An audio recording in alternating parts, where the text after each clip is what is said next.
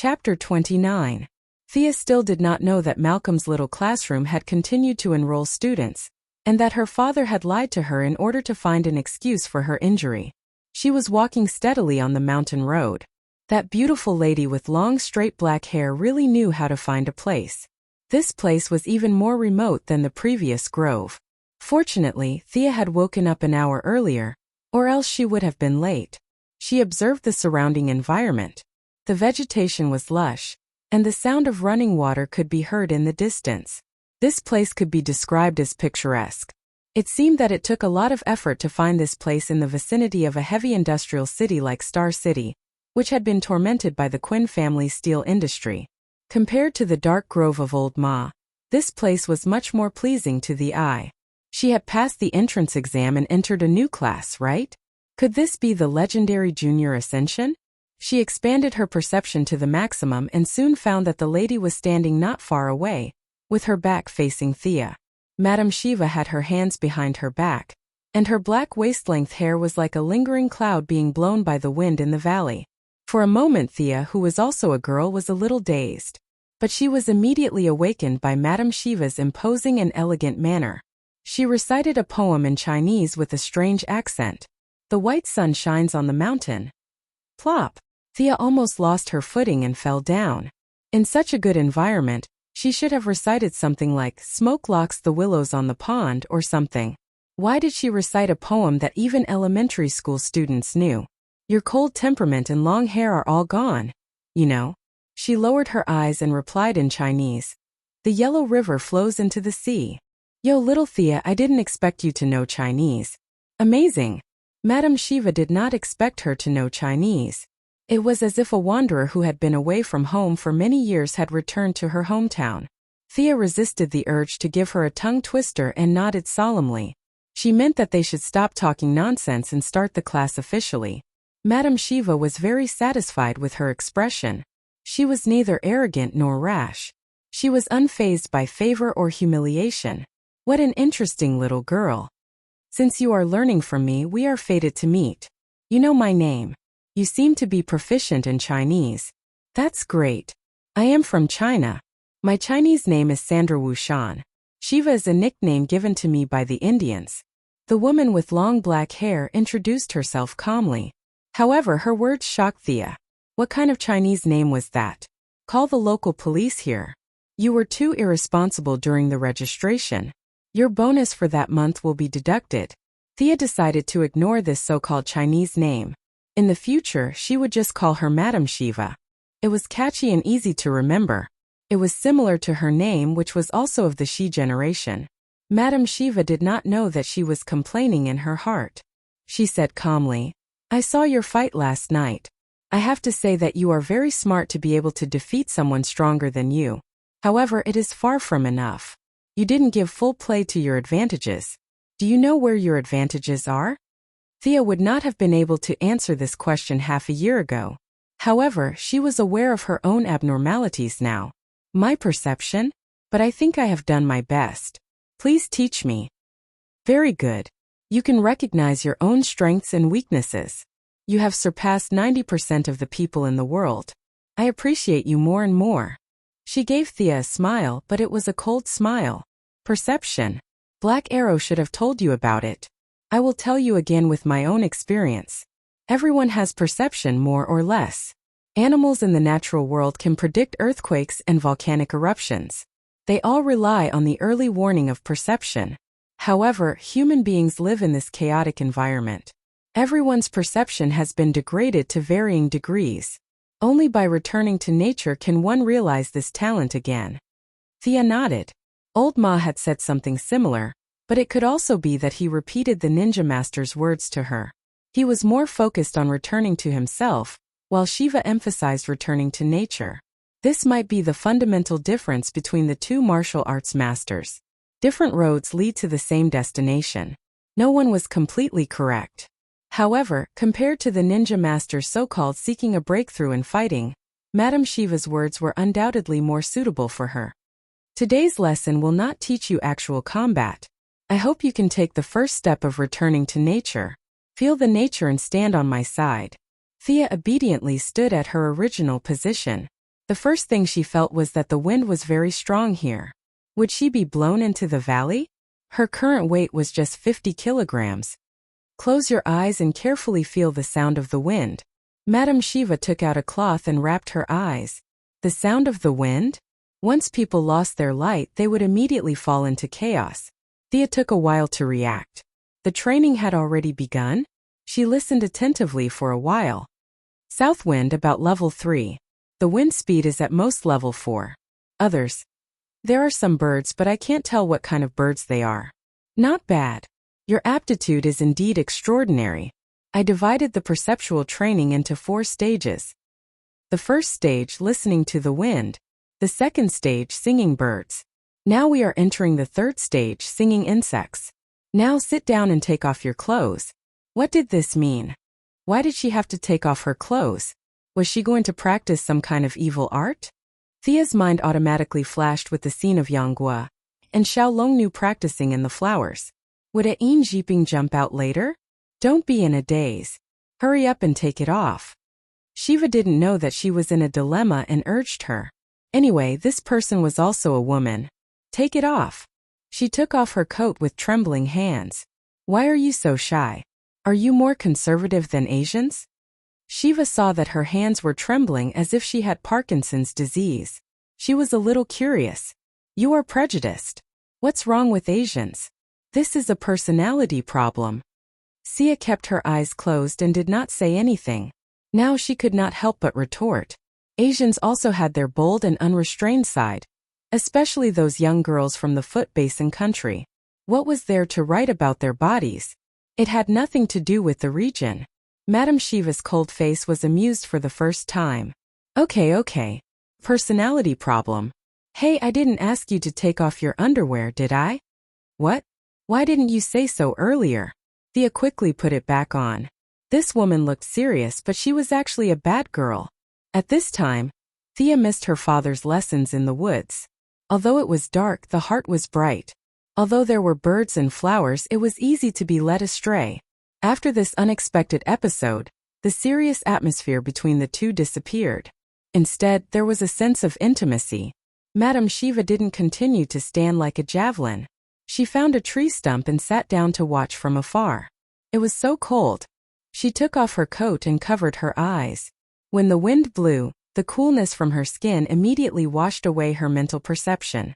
Her brain was full of cold signals. She couldn't feel the chirping of insects or birds anymore. Chapter 30. Although her body was freezing, her mind was becoming clearer and clearer. No matter how low her IQ was, she could still understand the purpose of this training. She had always thought that she had trained her perception well, but today, she had shown her true form under external stimulation. Would the same situation happen the next time she was attacked by external interference? Her foundation was still not solid enough. After understanding the purpose of this training, Thea adjusted her attitude.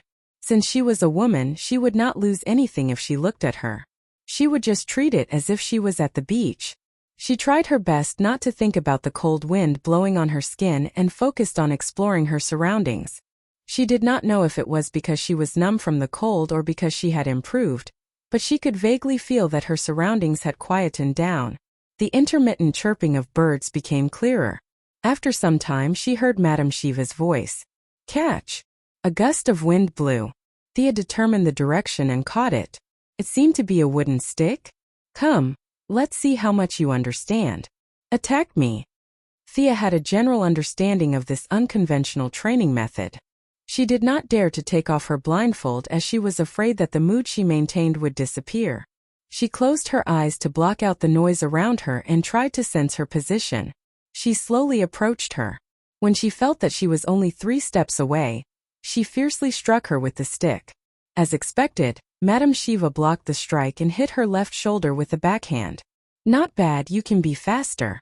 There are still flaws on your left side. Again. Slap. Your right hand is too high. Again. Slap. Slap. Move faster. Again. This woman was too violent. Thea gritted her teeth in hatred. She felt that she had never been beaten so many times in her life. The pride she had when she fought Malcolm to a draw was gone in an instant. However, for the sake of her path of self-improvement, She tried her best to persevere and constantly adjusted her attacking posture. After being beaten for an unknown period of time, Madame Shiva's voice sounded like it came from heaven. "That's all for today. Take off your blindfold. I'll apply medicine for you." Leaning on the baton, he slowly pulled down his blindfold. It was as if he had returned from hell to the mortal world. For a moment he felt that his surroundings were so beautiful. In anime and movies, the blind swordsmen would all appear extremely powerful. Their poses were cool and handsome, but it was all a lie. Massage was the only way out for the blind. Why would he practice swordsmanship for no reason? He touched his body. There were bruises all over his body, and he was numb. He did not feel cold. He felt pain everywhere, and there was no place that did not hurt. This elementary class was much more difficult than the previous ones. In order to stand out, what else could he do? He had to persevere. "Sit tight, I'll apply some medicine for you." While she was in a daze, she saw Madame Shiva pouring some medicine into her hands. She rubbed her hands together and was about to apply it on her shoulders. What are you doing?" Thea didn't know why she was so nervous. She only felt that she should stop her. "I'm applying medicine for you. You can't apply it on many parts of your body. Stop talking nonsense and behave yourself." Shiva didn't know why this little girl was always so shy. She just thought that the two of them were not familiar with each other, so she didn't care. Numb and hot, Thea only felt that her hands were magical. They kept moving around her body, as if there were thousands of ants running through her blood vessels and bones. It would be a lie to say that she was uncomfortable, but she really felt embarrassed. She suppressed the pleasure in her heart and was afraid that she would cry out. Her little face was red. After applying the ointment all over her body and patting it, Thea was already sweating profusely. She didn't know if this was the process in the original tutorial, or the result of her imagination. Her skin's sensitivity to the environment had greatly improved. It was like a cicada sensing the wind before the wind blew. "Your progress is much faster than I expected. Let's not practice perception today. Come and fight with me." Shiva massaged Thea for a while. She was also a little hot. She felt that today's teaching mission was almost completed. She wanted to see how much Thea's combat skills had improved. Thea didn't mind. Although the hope was slim, she might be able to take revenge for the beating just now. Now that her whole body was hot, she didn't rush to put on her coat. She picked up the stick and rushed forward. The two girls quickly stood up fiercely. Thea was suppressing a wicked fire in her heart. She felt that her whole body was full of strength. Using this mysterious feeling, she used the moves that she used in the past. For a moment, Madame Shiva, who was unprepared, kept retreating. "This is so good. Thea Quinn, you are qualified to be my opponent." Madame Shiva jumped out of the circle. She took off the long windbreaker on her body, revealing the tight red vest inside. The streamlined muscles on her arms faintly bulged. Her flat stomach also showed a beautiful mermaid's line.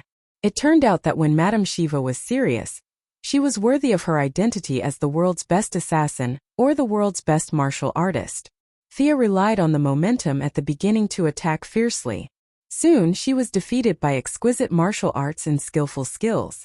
Although she kept looking for opportunities to counterattack. In a short time she changed 3 sets of swordsmanship and 2 sets of stick techniques. However, they were all easily defeated by Madame Shiva. "Let's fight bare-handed." Thea threw the stick far away. She still didn't practice enough weapon fighting. In order to vent her anger, she could only fight bare-handed. She was afraid that Madame Shiva would not cooperate, so she tried to provoke her by throwing out her weapon in advance. She thought that Madame Shiva would not be fooled by her arrogance. As she expected, Madame Shiva threw her weapon away.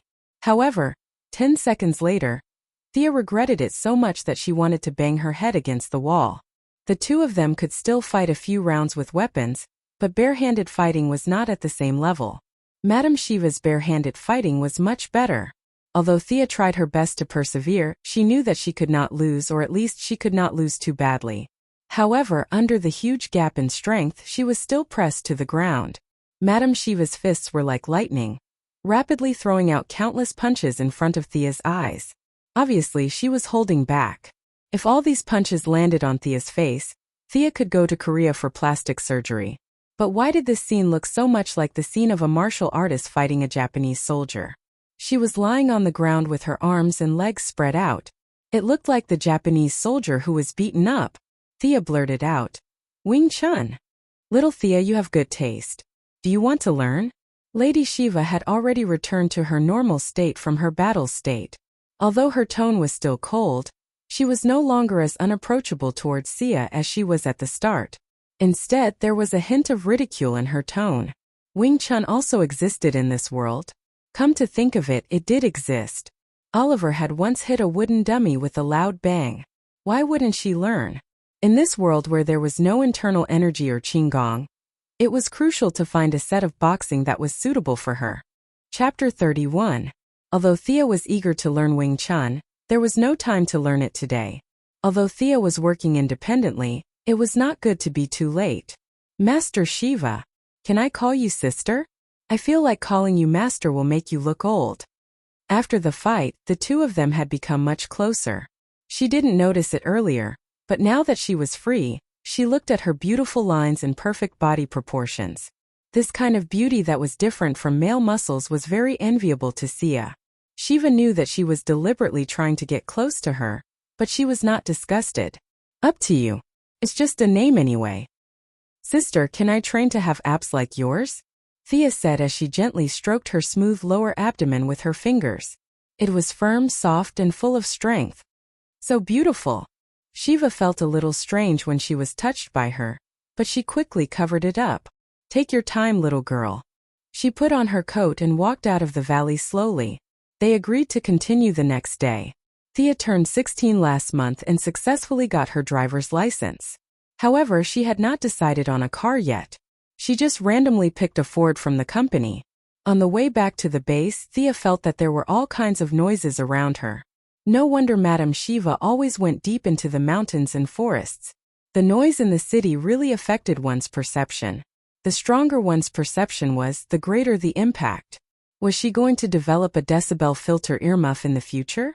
She slowly drove the car back to the software department of the former factory. From afar, she saw a red figure waving at her. Hey Thea, come here. What's wrong, Felicity? Good news. The facial recognition software is finally done. She had been depressed for the past few days. Developing and upgrading software was very exciting, but rewriting from a higher version to a lower version was extremely boring. Therefore, it was indeed good news for her that she could continue to write brainwave acquisition programs in the future. It's good news for you, but not for me. Also, I'm tired and hungry now. Bring me a Big Bailey burger. We'll talk about the rest when I wake up. After the software was completed, they still had to continue coordinating with the police, contacting the media, and setting up the venue. There were too many things to do. Thea felt that her head was a little heavy and her feet were light. She sent Felicity away with a few words, closed the door, and fell asleep on the guest sofa. He had a good sleep. Outside the window, the sun was still shining. Other people were so busy that they were sprawled all over the place. It was really a kind of joy and happiness to be able to sleep in a corner. Looking at the time, it was almost noon. He casually ate a few mouthfuls of hamburger with plain water. In order to have perfect abs as soon as possible, he did not dare to drink cola now. He grabbed Felicity and went straight to the police station. Why were they going to the police station for lunch? Thea took advantage of the time when they were about to have a meal, so she could drag them out for a meal and exchange their feelings. These were all advanced experiences brought over from her previous life. When they arrived at the police station, they found Detective Lance waiting for his lunchbox. Sir, you don't have to wait. Everyone in the police station had been dragged out by Thea to corrupt them. She had enough food and alcohol, and it was all covered by the Quinn Corporation anyway. As for whether drinking would affect the situation in the afternoon, she did not care. During the meal, Thea proposed to set up a special fund for police officers. Every officer would be able to draw a monthly allowance from the fund, according to their length of service. Nowadays, the focus of society was on the sacrifice police officers. In fact, they did not know that the living were the most important. Reality proved that although the American police had many problems such as collusion with gangs and racism, due to the proliferation of guns, the work pressure was very high. It was not a coincidence that they went to work happily in the morning and came back at night with a small box. Many police officers who could persevere were filled with a sense of justice, especially in this world where villains and aliens were everywhere. It was the most dangerous job in the world. Many citizens didn't understand why they had to do such a dangerous job. They all thought that the police were incompetent, which was why the city was so chaotic. Some of the citizens decided to stand up and fight against evil, but in the process of strengthening their bodies, some changed their minds and forgot their original intentions. They went from one extreme to another, and the vicious cycle naturally made the city darker and darker. In his 20 years as a detective, Lance had seen a lot of people who were determined to fight against gangs when they were young, but ended up being involved for various reasons. However, he was too insignificant to do anything about it. No matter what Thea's purpose was, he was very touched that she could change the current state of the police. Both sides were very satisfied. Although it wasn't to the point of kowtowing, it seemed that no one would arrest Thea for speeding and illegally stopping her car in Star City. Back at the police station, Felicity and the technicians worked together to install facial recognition software. Under the cross-comparison algorithm, they found the two fugitives who had been on the run for a long time in less than 10 minutes. Although the two had changed their faces, their facial features and body movements were still captured by the computer. The two fugitives were caught without any suspense, which shocked the whole police station.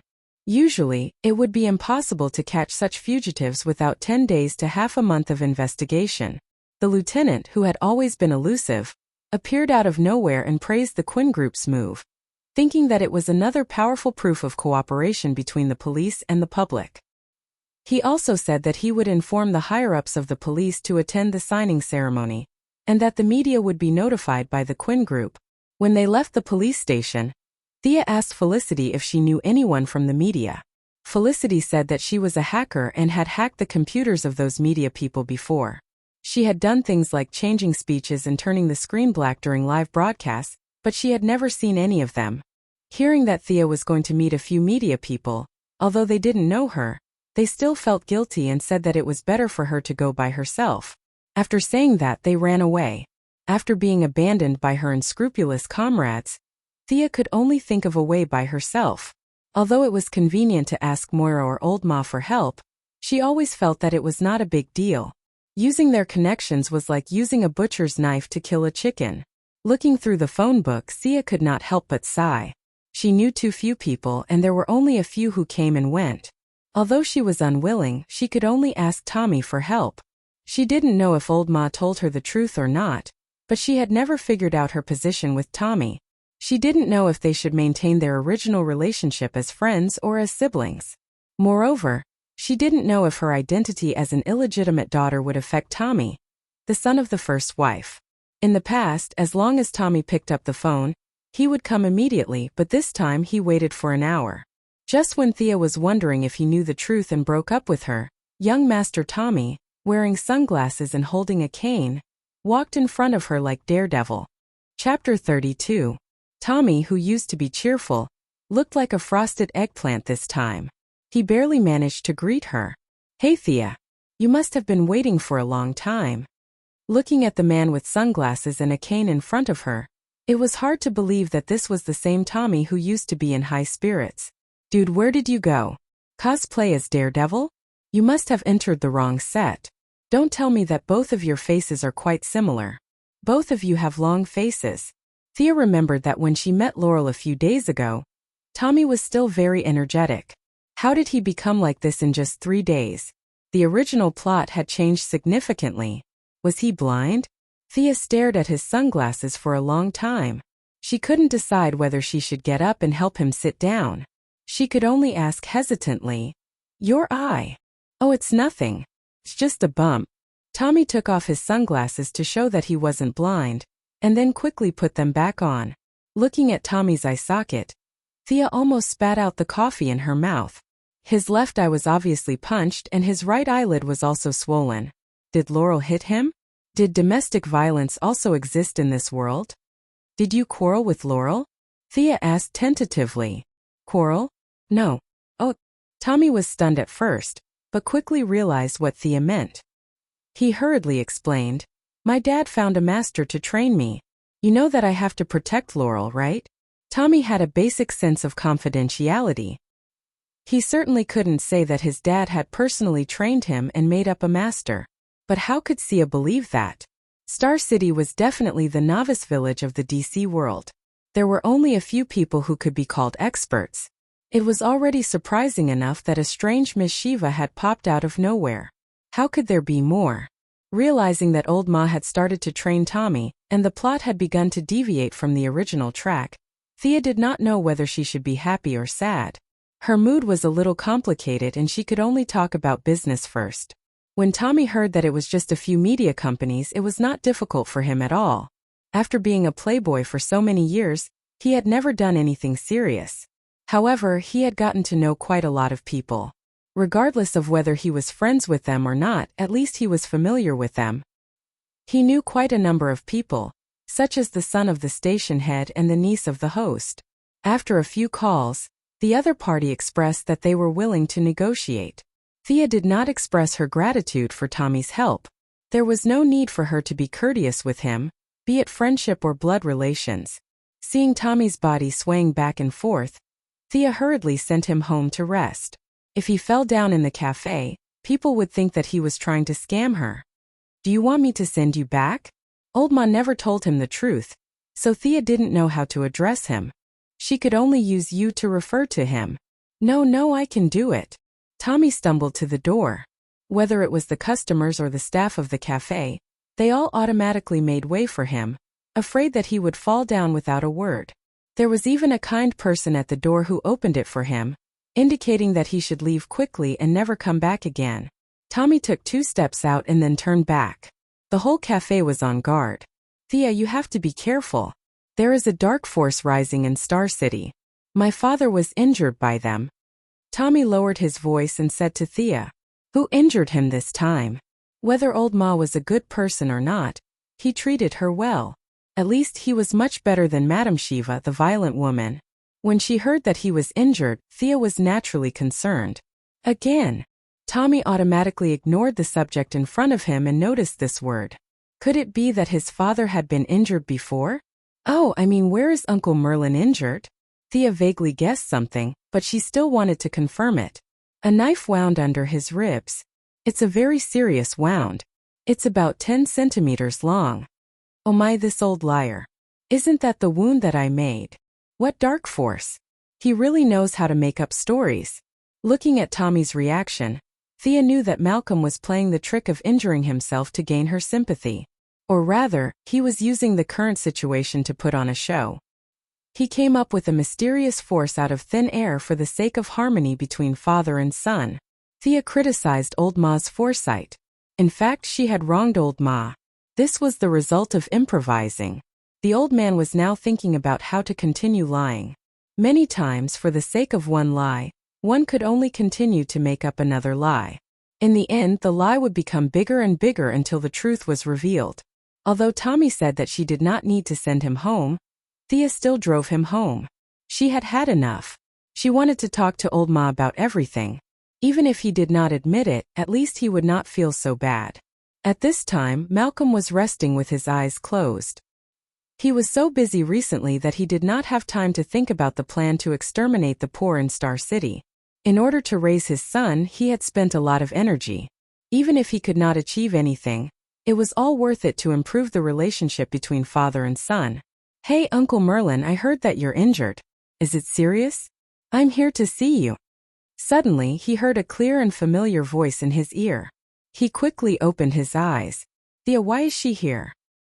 He looked carefully at the teasing expression on her face and immediately understood what she meant. Through his knife wound, she had confirmed that Malcolm and Black Arrow were the same person. This was not a problem. He had only changed his identity out of caution. However, when he saw Tommy next to her, he realized that his lie had been exposed. The victim's family had come knocking on his door. He smiled embarrassedly and said, Thea, long time no see. Thank you for your concern. I'm much better now.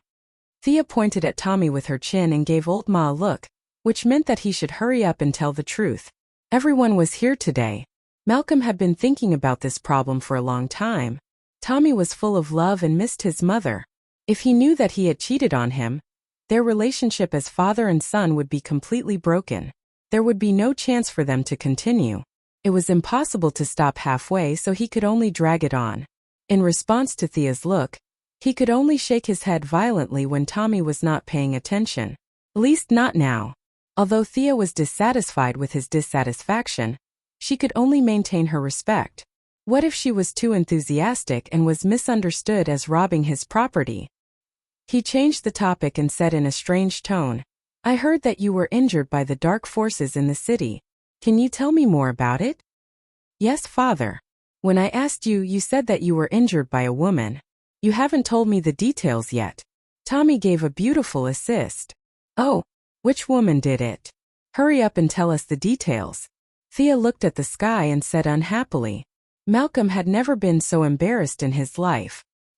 He was squeezed by his children's words. He wanted to go up, but he couldn't go down. He was caught red-handed when he made up a lie. Now that he was the victim, how could he continue lying? Chapter 33. It was dark that day, and I was discovered by a woman. She was wearing a long trench coat and had long black hair. She had a long knife in her hand, and then... Thea listened with a strange expression on her face. Was he talking about Miss Shiva? "Dad, you're really good at bullshitting." She gave Malcolm a thumbs up when Tommy wasn't looking, implying that he was really good. Malcolm couldn't say anything now, so he could only hold on. He was afraid that they would ask more embarrassing questions, so he used the excuse of dizziness to send them away. Since he didn't want to tell the truth, they could only let him be. Thea said goodbye to Tommy and contacted several media outlets. The matter went smoothly. Thea and Tommy's family background played a key role, and the media outlets that received the invitation all said that they would participate in this great event. 3 days later, the Star City Police Station and Quinn Group officially held a signing ceremony. At this time, the main character of the meeting was naturally not Thea. After all, the CEO was still Moira.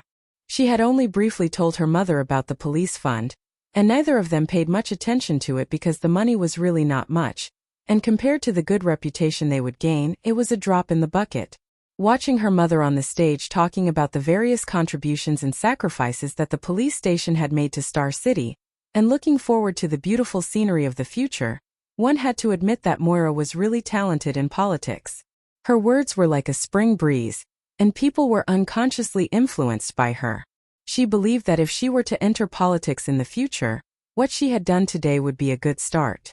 In order not to steal her mother's limelight, Sia was dressed very casually today. She threw away the damn business suit and changed into a t-shirt, jeans, and canvas shoes. She was dressed like a girl next door, and her long hair was tied into a beautiful ponytail. Felicity sat next to Thea. She was disgusted by this kind of political show, but because she was bored, she also came to join in the fun. The two whispered a few words from time to time. From afar, it looked like the two girls were talking about some private matters. It was a very warm and gentle scene, but if you listened carefully to their whispers, your jaw would break. Haven't you solved the problem of the missile? Without a weapon, it's useless no matter how fast it flies. I'm anxious too, but it's really difficult. To take out the weapon, I need 3 people to sign, and there's also a password lock that changes every day. It's really hard to do. I can hack into the password lock and change the agreement. By the way, your software sucks. Don't stare at me, I'm telling the truth. Only you can solve the problem of signing the agreement. How about this? Let's put the skateboard away first. I'll go rob a few gangs. They should have firearms, right? But missiles? I don't think. This was the best idea that Sia could come up with after much thought. That's a good idea, but how are you going to deal with those gangsters? Felicity made a boxing gesture. They won't fight you. I can shoot arrows. Trust me, the effective range of a pistol is only 50 meters. My arrows can shoot to 100 meters and there's no noise. A female Robin Hood flying in the sky? That sounds cool. Felicity's eyes lit up at the mention of adventure. She couldn't wait to go back and set up the skateboard. At this time, the meeting was still in progress. Moira also wanted to expand her influence. This time, she had gathered almost all the influential people in the city. To ensure the safety of these dignitaries, the lieutenant governor transferred the entire city's police force back to the station. Although Detective Lance was a little against it, He let it go in the end. Just as Moira's final speech indicated that they could proceed with the following banquet activities, the main light of the venue went out with a pop sound. Then the surrounding lights also made a pop sound as if they had agreed on it. For a moment, darkness shrouded the noisy hall. "What's going on? John, come and protect me. Darling, come to me quickly. Police, someone stole my bag." It was chaos all around.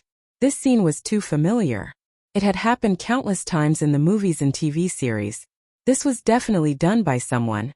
However, Thea didn't expect that someone would be so bold as to commit a crime under the watch of 1,500 police officers. She and Felicity had been sitting in the corner, so no one would do anything to her. She told her to be careful, closed her eyes, and sensed Moira's location. Then she quickly ran over. "Come with me." Thea pulled her mother to the back without hesitation. However, Moira was in the middle of the crowd. It was dark and chaotic. It wasn't easy to get out. After struggling for a long time, she couldn't move more than 2 meters. Just as Thea was about to use violence to open a path, she sensed a figure approaching her quickly.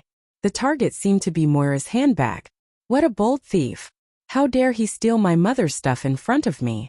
He doesn't respect me at all. She pushed Moira behind her with her left hand. "Stay back. Be careful." Moira didn't dare to call her daughter's name because she was afraid of being retaliated by the bandits. She had to admit that she was a person who had been through a lot. Her tone was very calm. Due to the chaos, Thea couldn't tell how many enemies there were. Thus, she decided to end the battle quickly and rushed toward the figure.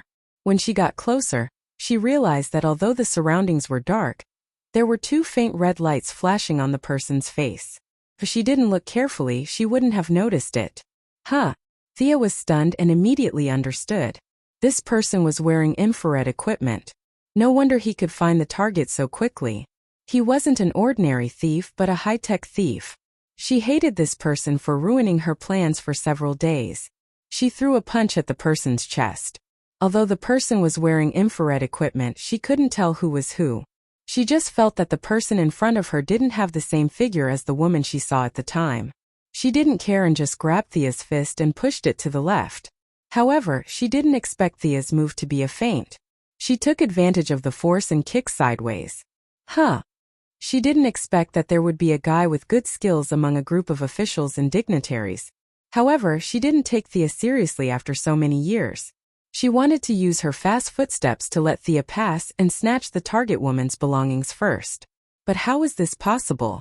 After a few days of training with Lady Shiva, it was hard to say how much she had improved in actual combat, but Thea was already very familiar with the use of her own senses. She automatically blocked out the chaotic crowd around her and focused on this black figure. The crowd around her made it impossible for her to use her legs. She could only use her close combat skills and various boxing skills. She didn't want to kill the enemy, but she wanted to distract the enemy. When the lights turned on, there would be 1,500 angry police officers waiting for her. The person also understood this and saw Thea's intention. He knew that his plan today would not be successful, but he still wanted to try his best. He didn't hold back anymore and was ready to go all out to get rid of this hindrance. Chapter 34. As the intruder aimed at Thea, the pressure on Thea suddenly increased.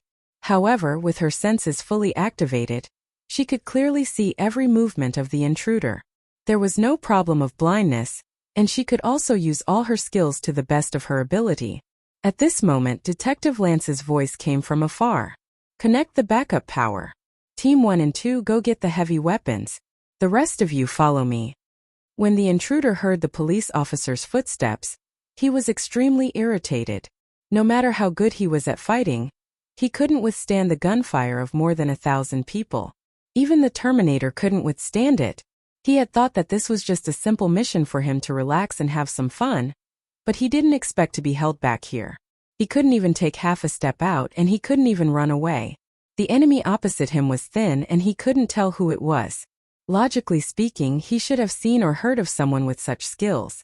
Sia was also very unhappy. Although the current situation was that the police officers had lost a lot of face, the event that she had painstakingly organized was also completely ruined. How could she not be angry? Although the person opposite her was not weak, He was only about the same as her. As long as the lights came on, it would be useless no matter how good he was at fighting. The two of them gradually became more and more aggressive. Both of them were agile fighters and they fought with speed. The situation was in a stalemate for a while. The lights on the side slowly came on. Thea stopped in time half a second before the lights came on. She stood in the crowd, trying to be a graceful spectator. She didn't want to expose her skills. After all, in the eyes of kidnappers, kidnapping a weak young lady might be enough with a knife. But if they were to kidnap someone who could fight, they would have to bring a submachine gun. You could say that she was pretending to be a pig to eat a tiger, or that she was pretending to be low-key. In any case, Thea was prepared to maintain her image as a harmless little white flower. Under the dim light, Thea looked at the figure opposite her. Black tights, high-heeled boots, a butterfly mask and seductive red lips under a delicate nose. Was this Catwoman? Wasn't she hanging out in Gotham? Why was she in our village? As the lights gradually came on, Catwoman knew that today's entertainment was about to turn into a life-and-death escape. She glared at Thea. Although she was hiding in the crowd and pretending that nothing had happened, she had fought with Catwoman for a long time, and there were traces of a fight on her body. For Catwoman, who was known for her sharp eyesight, it was too obvious. The sound of footsteps was getting closer and closer, and the light around them was getting clearer and clearer. Catgirl was in a very bad situation. Sia had insidiously set the fighting ground in the middle of the hall. Now there were people all around and the nearest window was 10 meters away. Although the police officers weren't as good at fighting as the heroes, they weren't useless either. A few of the nimble and clear-headed ones had already run towards Catwoman, drawing their guns as they ran. It couldn't be helped. Catwoman's outfit was too obvious in the crowd of people in suits. Anyone who didn't have cerebral palsy would know that there was something wrong with her. Just as Thea was whistling and waiting to see how Catwoman would fight her way out, a cylinder was thrown in through the window. With a bang, it hit the ground and thick white smoke enveloped the hall. A smoke bomb? The originally stable situation became chaotic again. Fortunately, Detective Lance was experienced and shouted to maintain order. He instructed his subordinates to open the windows and turn on the high-powered blowers. When they gradually regained their vision, Catwoman, who had been surrounded by the crowd, was nowhere to be seen. If I let you swagger away like this, it would be too embarrassing for me. Seeing a few bodyguards come to her mother's side, Sia went to find Felicity and whispered, "Pull up the city's surveillance and see where she ran to. I'll go and catch her." One street up ahead, about 600 meters away. Felicity operated quickly and soon found Catwoman in the camera. How did she manage to run so far in such a short amount of time? Thea put on a headset. "Help me find a path she has to take. I'll block her." She didn't go through the front door, but opened the window and quickly chased after Catwoman. It was already 9 o'clock in the evening, and it was dark all around. Thea wasn't afraid of being discovered by passers-by. As for the cameras along the way, Felicity could hack them at any time. Turn left. Go around 100 meters ahead. Turn right under the billboard. This was the first time Thea and Felicity worked together, and it had to be said that their cooperation was perfect. After running at full speed for 3 minutes, Thea finally blocked Catwoman's path. "Hey, you're Catwoman, right? Why did you come to Star City?" She was a tourist and a simple citizen of Gotham. If she wanted to set up a branch in Star City, she had to ask first. At the same time, she wanted to buy time, so she was a little out of breath after running at full speed. Catwoman's face was indescribably ugly when she saw her jump out again. She carefully compared the girl in front of her with her memory, and confirmed the identity of the girl in front of her. "Thea Quinn. I didn't expect a rich girl to be so skilled. I really don't understand the minds of rich people like you." There was a hint of resentment in her words. Was she talking about her? Why didn't it feel like it? Thea was a little confused. Although Catwoman wasn't a hero, she wasn't a villain either. Her facial features did look a little like Anne Hathaway's, and her original desire for revenge faded a little. Looks were really important.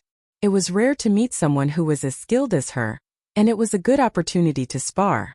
Thea didn't intend to let her go so easily. Seeing that she didn't answer her question, Thea continued to ask, "What's your purpose in coming to Star City?" Catwoman said lightly, "I'm just passing by." Little girl, you're too nervous. It was pitch black just now. Although she could use her perception to observe, the crowd was too chaotic and it seriously affected her performance. Thea didn't feel good fighting just now. Since you don't want to tell the truth, then let's continue fighting. Catwoman also felt that she had been in the underworld for many years. Today, her reputation was ruined by a little girl, and she was very unhappy in her heart. Seeing that Thea rushed over, she also expressed that she wanted to teach her a lesson and let her know the power of a senior, and that she should be careful in the underworld in the future. The two fought again after 3 minutes. Thea had completely recovered her vision, and there was no noise around to disturb her, so she could exert 100% of her strength. Catwoman felt that she had run far away, and the people in the police station couldn't catch up with her for a while. She also didn't have the sense of urgency just now. In the face of Thea's fierce attacks, she cautiously responded with her years of fighting experience. For a while the two were evenly matched. Thea had a strong perception, while Catwoman had a rich experience in street fighting. She could always use some roadblocks, trees and the like to resist the attacks. For a while, neither of them could do anything to the other. As the physical strength of the two was severely exhausted, Thea gradually gained the upper hand. This was mainly because Catwoman was still wearing high-heeled boots when fighting. This person's sense of balance was really strong, and she could do all kinds of high kicks, side flips and other movements in high heels. This made Thea want to write a big word of admiration. Seeing that Catwoman's breathing was getting more and more disordered and her footsteps were no longer as stable as before, Thea knew that she was not far from defeat. After all, she was still an Earthling. If she could defeat her in high heels, she would have lived in vain. She would be too sorry for the teaching of old Ma and Shiva. Chapter 35. Thea knows that if she wants to defeat Catwoman, she has to limit her speed. Although she is agile, that's only when compared to Catwoman. Compared to her, there is always a gap between them. It's this gap that allows Thea to have the upper hand, but she can't expand her advantage. She moves sideways to avoid Catwoman's consecutive kicks. It seems that Catwoman's leg skills have been trained hard. Whip kicks, spinning kicks, and all kinds of other kicks make Thea tired. She really doubts whether this guy has the supernatural ability to walk on flat ground while wearing high heels. This is too unscientific. Anyway, Thea thinks that if she wears such shoes, it's good enough that she can walk at a normal speed. How can she kick up and down like this? It's already GG. Finally, when Catwoman's physical strength is exhausted, her powerful side kick loses its precision and is easily blocked. Thea sees that she shows a flaw, so she rushes to the inner circle and hits her face with her elbow. Catwoman sees the fierceness of this move. If she is hit in the face with the dense nerves on the face, it will definitely cause a short period of coma. At the critical moment, Catwoman suddenly exerts strength between her waist and legs, and her body jumps up a little.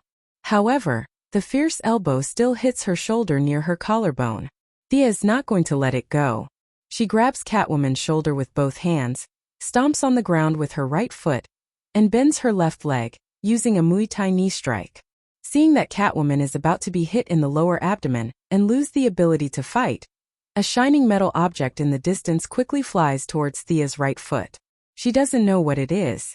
If she continues to exert strength, although she can hurt Catwoman, she will also be injured. Thea weighs for a moment. She just wants to learn from each other. Not a duel of life and death.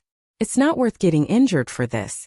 She can only change her upward knee strike to jump back with both feet to temporarily get out of the fight. With a crisp sound, the metal object was inserted into the ground where Thea was standing. She stared at the metal object that was inserted into the cement road. It was streamlined and had a special metallic texture under the dim light. There was also a sharp blade on the side of the metal object that was exposed from the ground. "Oh my, is this a bat dart?" Felicity's anxious voice came from the earpiece. "Thea, be careful. It's Batman." In fact, Thea also saw the legendary Master Batman. He was wearing a Kevlar bulletproof bodysuit, a black mask and a dark black cloak. He looked like he was flying on a sword as he floated down from the sky. If he were to return to the Middle Ages, he would be worshipped as a god. This was to put pressure on him. The information said that he was a famous psychological master, and it was true. Where did he come down from? Did he have a cultivation technique? That was impossible. Thea carefully filtered the surrounding environment with her perception. Sure enough, there was something strange above her head, but the distance was a little high, so her perception was blurry. It should be his bat plane. It has a very strong ultra-low flying ability. She couldn't see it with the naked eye, which meant that it had an advanced optical camouflage stealth function. This was different from the traditional stealth fighter that couldn't be seen by the naked eye. This was both invisible to the radar and the naked eye. It was very advanced. She would ask Ryan's weapon research department to develop one for her later. After seeing Batman float down, he stood beside Catwoman. However, for some reason, Catwoman moved 2 steps to the side as if to avoid him. Although Batman's face was covered by the mask, from the outline of his chin and other facial features, there was a hint of helplessness. He seemed to want to say something but didn't know where to start. Catwoman seemed to have suddenly lost her sight. She ignored the living person beside her and continued to stare at Thea.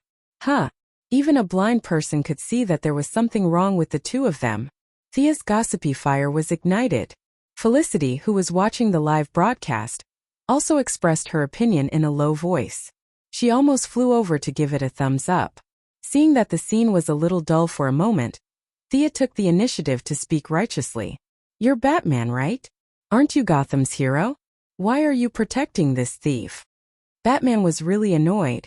This time it was because he and Catwoman had been a little ambiguous in their previous interactions. The two of them had come out to play with their real identities. When passing by Star City, the two of them had quarreled about their views on the world and life while chatting. It just so happened that Moira had gathered all the politicians in the city for a press conference. Catwoman was unhappy and wanted everyone to be unhappy. She changed her clothes and came in to pull the switch, ready to take action. The game that he thought would be a piece of cake was completely ruined by Thea. The two of them fought from the venue to the road. Seeing that Catwoman was about to lose, Batman could only play the hero and save the damsel in distress. Faced with Thea's question, Batman didn't know how to answer. He had checked Thea's information on the Batplane. She was the eldest daughter of Quinn Corporation. Her father and brother had died in an accident. She had no bad records. She was currently working in her own company and was applying for a place at Princeton University. She wasn't a bad person in any way. Instead, she had experienced the same thing as him. She hadn't fallen, she hadn't given up, and she could still maintain such an optimistic spirit. This made Batman, who had fallen into darkness several times, envious. Someone else had done what he couldn't do. Naturally, he admired them. So Batman could only pretend that he didn't hear her question and be a quiet, handsome man. Seeing Batman playing dead, Catwoman was agitated again and again tonight. She couldn't maintain her usual elegance and calmness. She shouted, "Come and catch me if you can." Thea would be stupid to go over. The two of them were clearly in a team. With her small arms and legs, she could forget about it. Moreover, she didn't intend to fall out with Batman. After all, he was a big shot in the Justice League. She would still be in the hero circle in the future. It would be unwise to offend him. As long as she didn't have superpowers, she would automatically be in Batman's camp. Yes, there were also factions among superheroes. Similar to the conflict between Marvel's Team America and Iron Man, the DC was mainly reflected in Dachau and Batman. Batman was hostile to all abnormal humans. In his eyes, no matter good or bad, all alien mutants should be eliminated.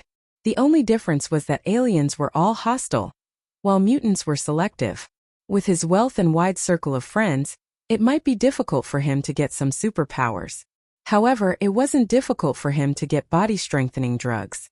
However, he would rather maintain his identity as a pure Earthling than accept those enhancements.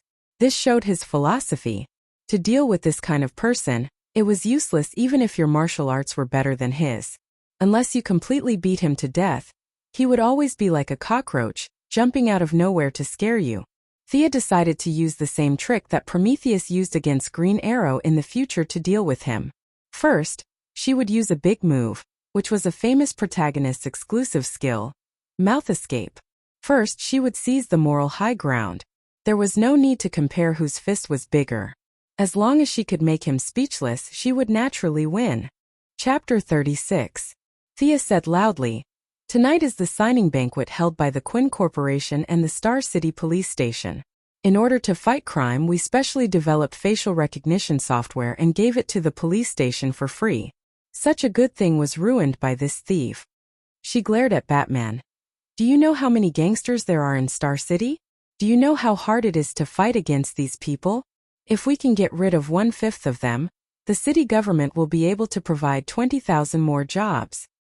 Everything was ruined by her. The Star City police station has become a laughingstock. The efforts of 1,500 police officers and thousands of people in the Quinn Corporation have all gone to waste. In fact, the so-called efforts of thousands of people in the Quinn Corporation were made by Felicity and 3 of her subordinates.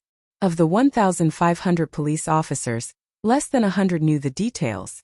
However, Thea put herself in the role of a city protector who did not ask for anything in return.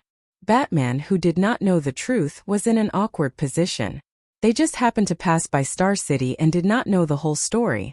In fact, it was useless to know in advance. Thea's words were 70% true and 30% false. With Felicity's methods, it was impossible to discover the truth without a team investigating day and night. Damn it! What should I do now? Should I hand over the ambiguous Catwoman? I can't bear to do that. This is not Gotham. I'm not familiar with this place. I don't know who to ask for help. Moreover, Catwoman almost wiped out the Star City police station and the city government. She made them lose face in their own home. They would definitely not let her go easily. If someone came to Gotham to cause trouble, I'll beat the shit out of them. After thinking about it, if I can't hand her over, I'll just change my identity to compensate Star City.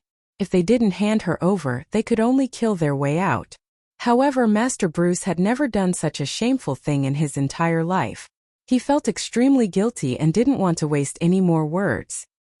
He gave the feline girl a look, indicating that they shouldn't embarrass themselves and should leave as soon as possible. Catwoman saw Batman standing there like a block of wood. He did not speak or move. He only gave her a subtle look. She knew that she was in trouble today. Although she was greedy, she always knew her limits. Every time she would find a target in advance and make a plan before taking action.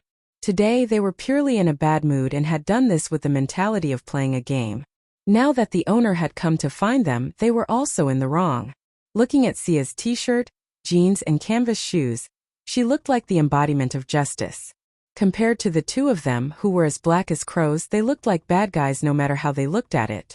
Seeing the two of them exchange glances, Sia knew that they were going to run. Although she did not want to catch them, it would be too fake to just let them leave. She had to at least put on a show. "Don't run." She rushed over. Of course, she was going for Catwoman. The two had fought twice and knew each other well. Compared to Batman, who was 1.9 meters tall with bulging muscles and wearing defensive armor, Catwoman was the easier target. Batman also knew that it was impossible for him to leave Star City. However, when he saw Thea rushing towards Catwoman, he did not know if he should help or watch from the side.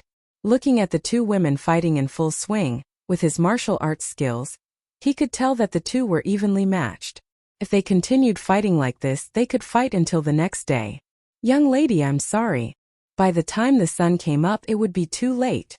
Batman could only join the battle and fight against Thea. With his participation, Thea immediately felt heavy pressure. Batman claimed to know 127 types of fighting techniques.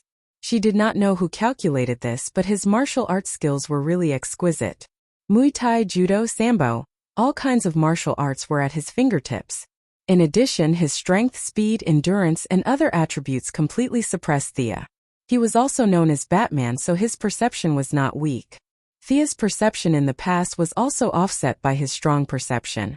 Catwoman seemed to be very dissatisfied with her old lover's help. Her movements unconsciously slowed down.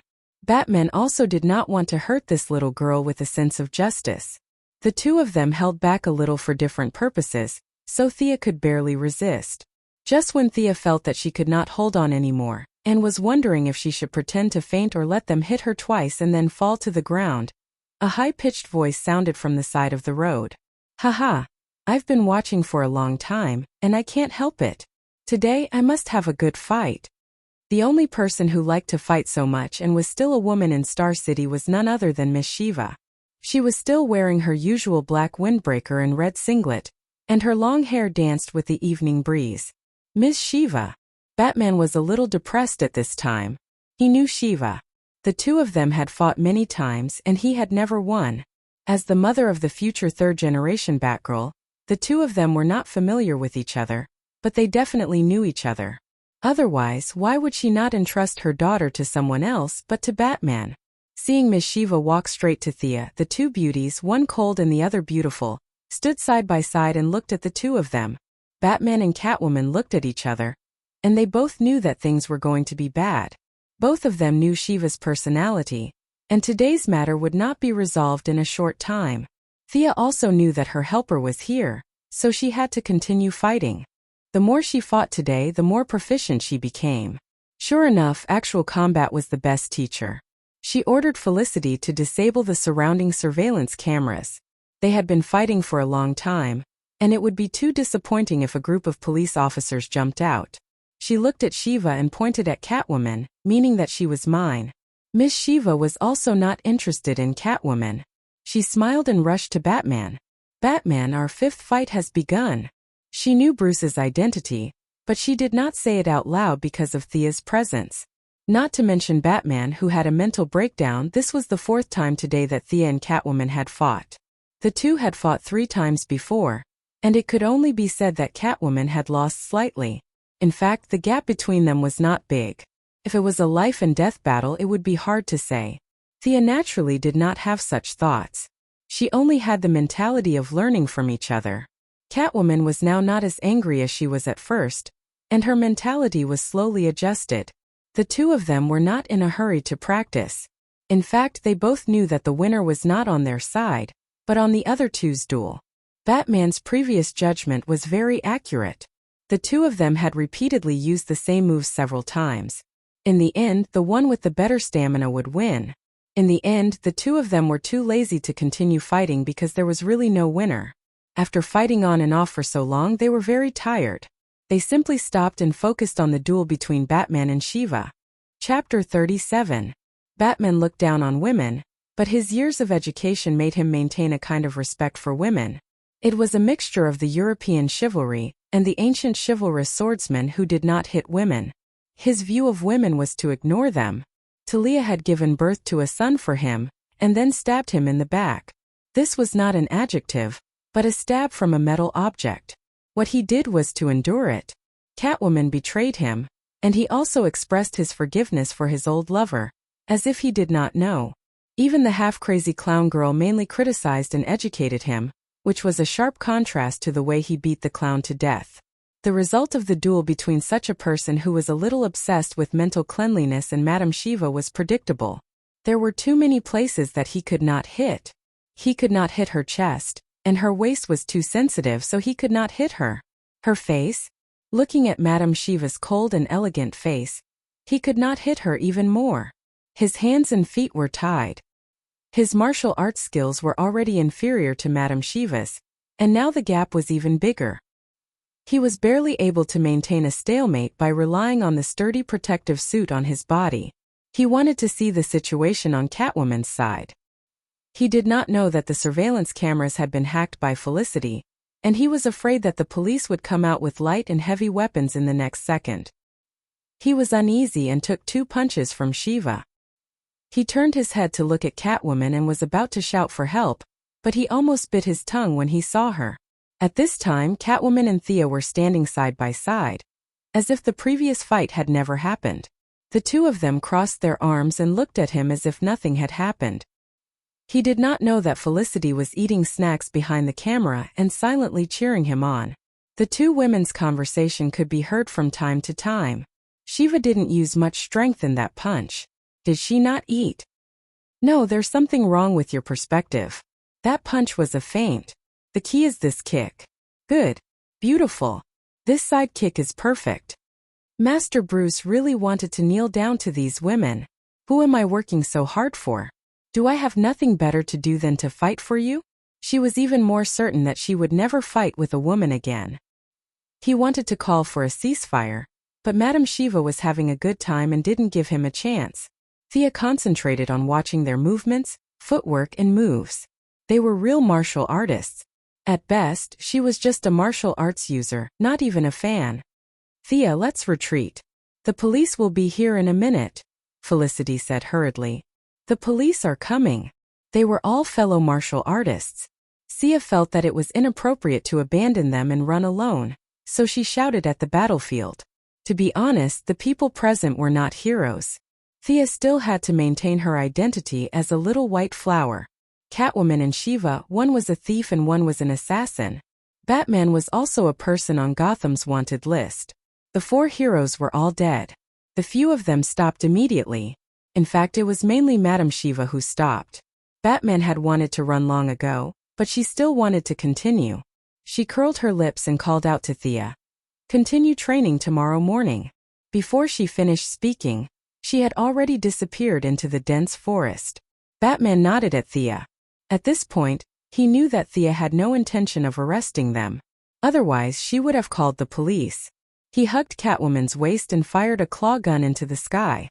The two of them quickly rose 30 meters into the air and disappeared without a trace. As the blurry layers of the sky shifted, Thea could finally see the outline of the Batfighter. The body was long and narrow, and the propellers were arranged below the 2 wings.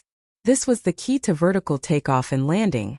When she was ready to take a closer look, the Batfighter had completely disappeared into the air. Sigh, she must study it carefully next time. Thea could vaguely hear the sirens and quickly retreated according to the route provided by Felicity. When Thea returned to the venue, she thought that her plan to save face would be completely ruined after Catwoman's antics. She did not expect Moira to be so capable. Before the reporters and politicians left, Moira launched a crisis PR. When Thea entered the venue, she only heard the second half of the speech. We should not be scared away, we will not be defeated. We should join hands to fight these criminals who threaten and intimidate us. They are afraid of us, afraid of our united strength. Lieutenant Edward and I have submitted a draft to the city government and the parliament respectively. The Quinn Group will donate 5 million yuan worth of equipment to the Star City Police Station to fight these criminals. Please lend a helping hand. Help us maintain the good image of Star City and save our home. Finally, the Quinn Group and the city government will each give out 1 million yuan as a reward to those who can provide clues about tonight's troublemakers. Friends from the media, please publish this news. We must resolutely strike down their arrogance. Even if the celebrities in the audience were unwilling, they could only grit their teeth and say that they were willing to donate money. Even the shameless ones could not say, "Come, take 50 cents and don't look for the change." Seeing that others had donated 100,000 yuan or 80,000 yuan, they could only take 50 cents back and sign a check to make up the number. After signing, they had to say that they were happy. They were indescribably happy.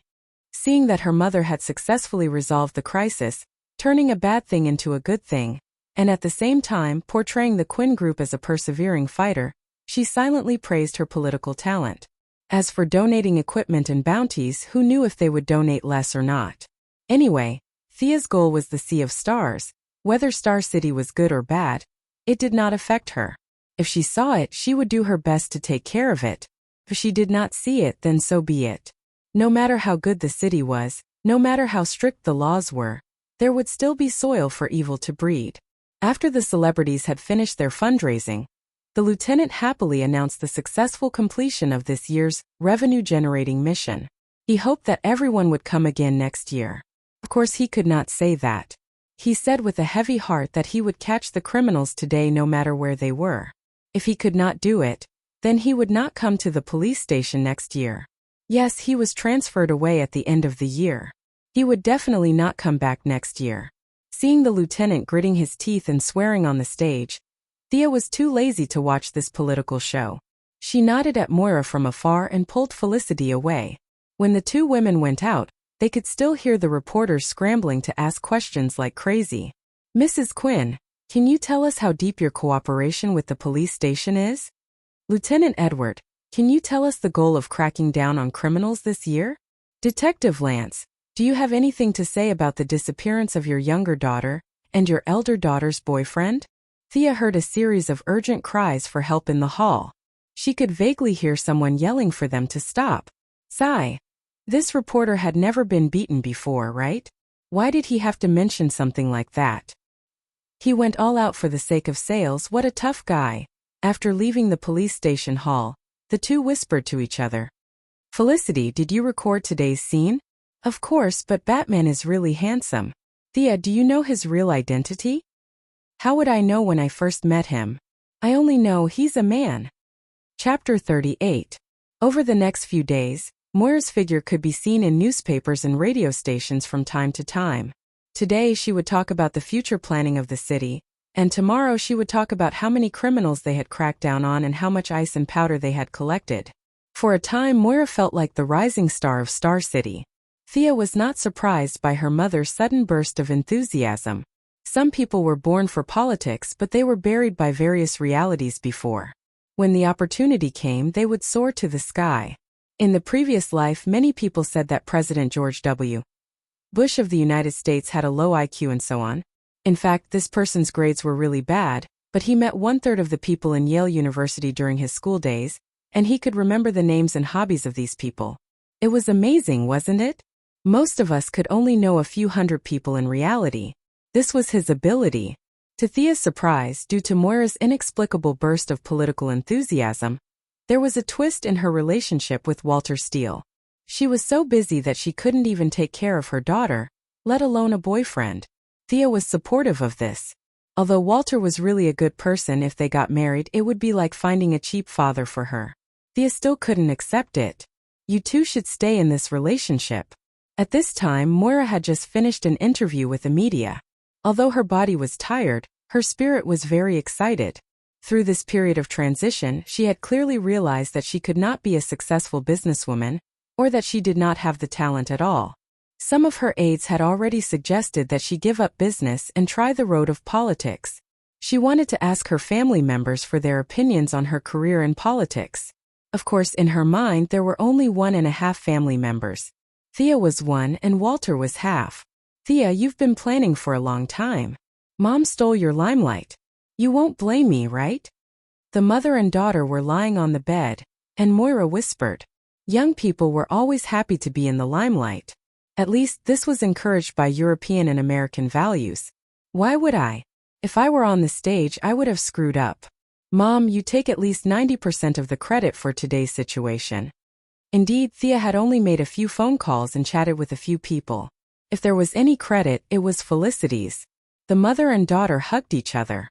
Moira looked at her eyes carefully and found that there was no grudge. She breathed a sigh of relief. At first, she thought it was just a regular meeting. She did not expect that there would be such a big change in the follow-up.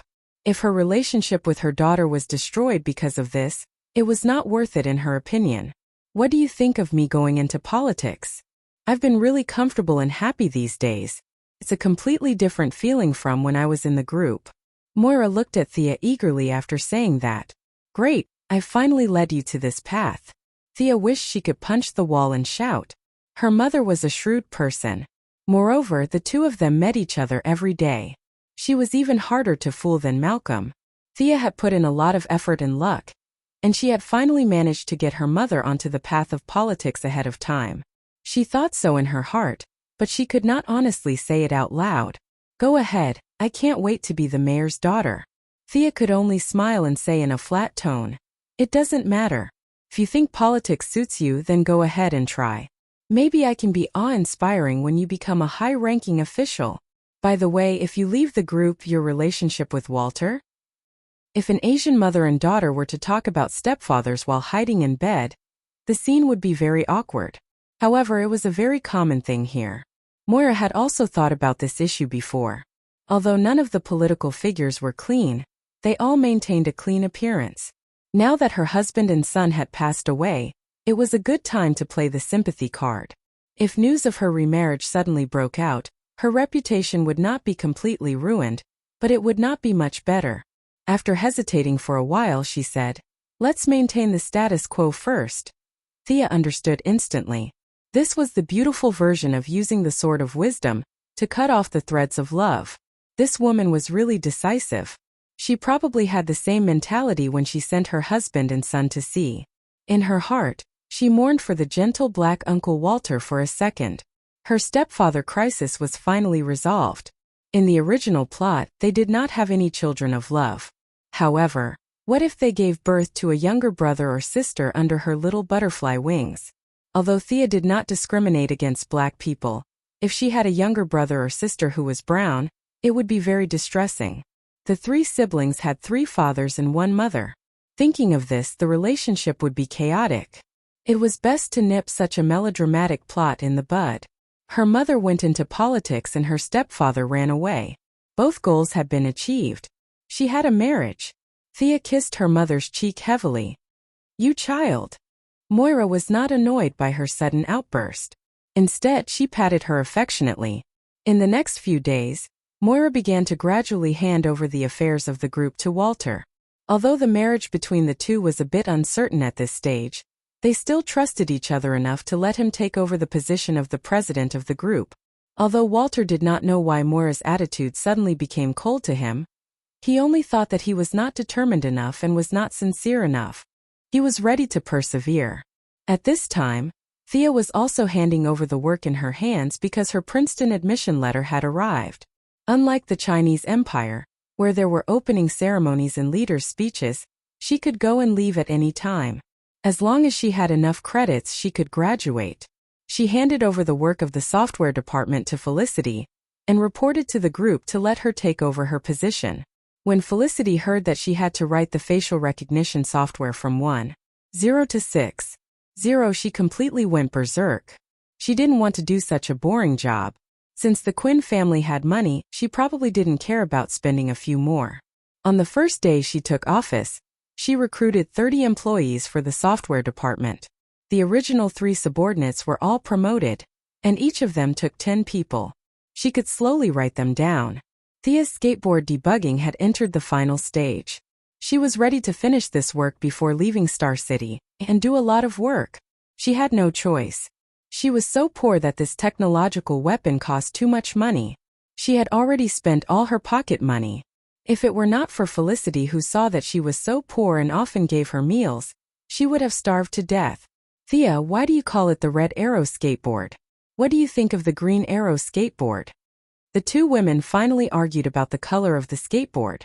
"Red is good. It's warm, sunny, and cheerful. Isn't red all the time?" Thea felt that green was better left to her brother. Felicity frowned and said vaguely with a pen in her mouth, "Isn't red the color of violent blood? How do you understand that?" "I think green means decay and old." Chapter 39. In the end, they decided to adopt Thea's red plan.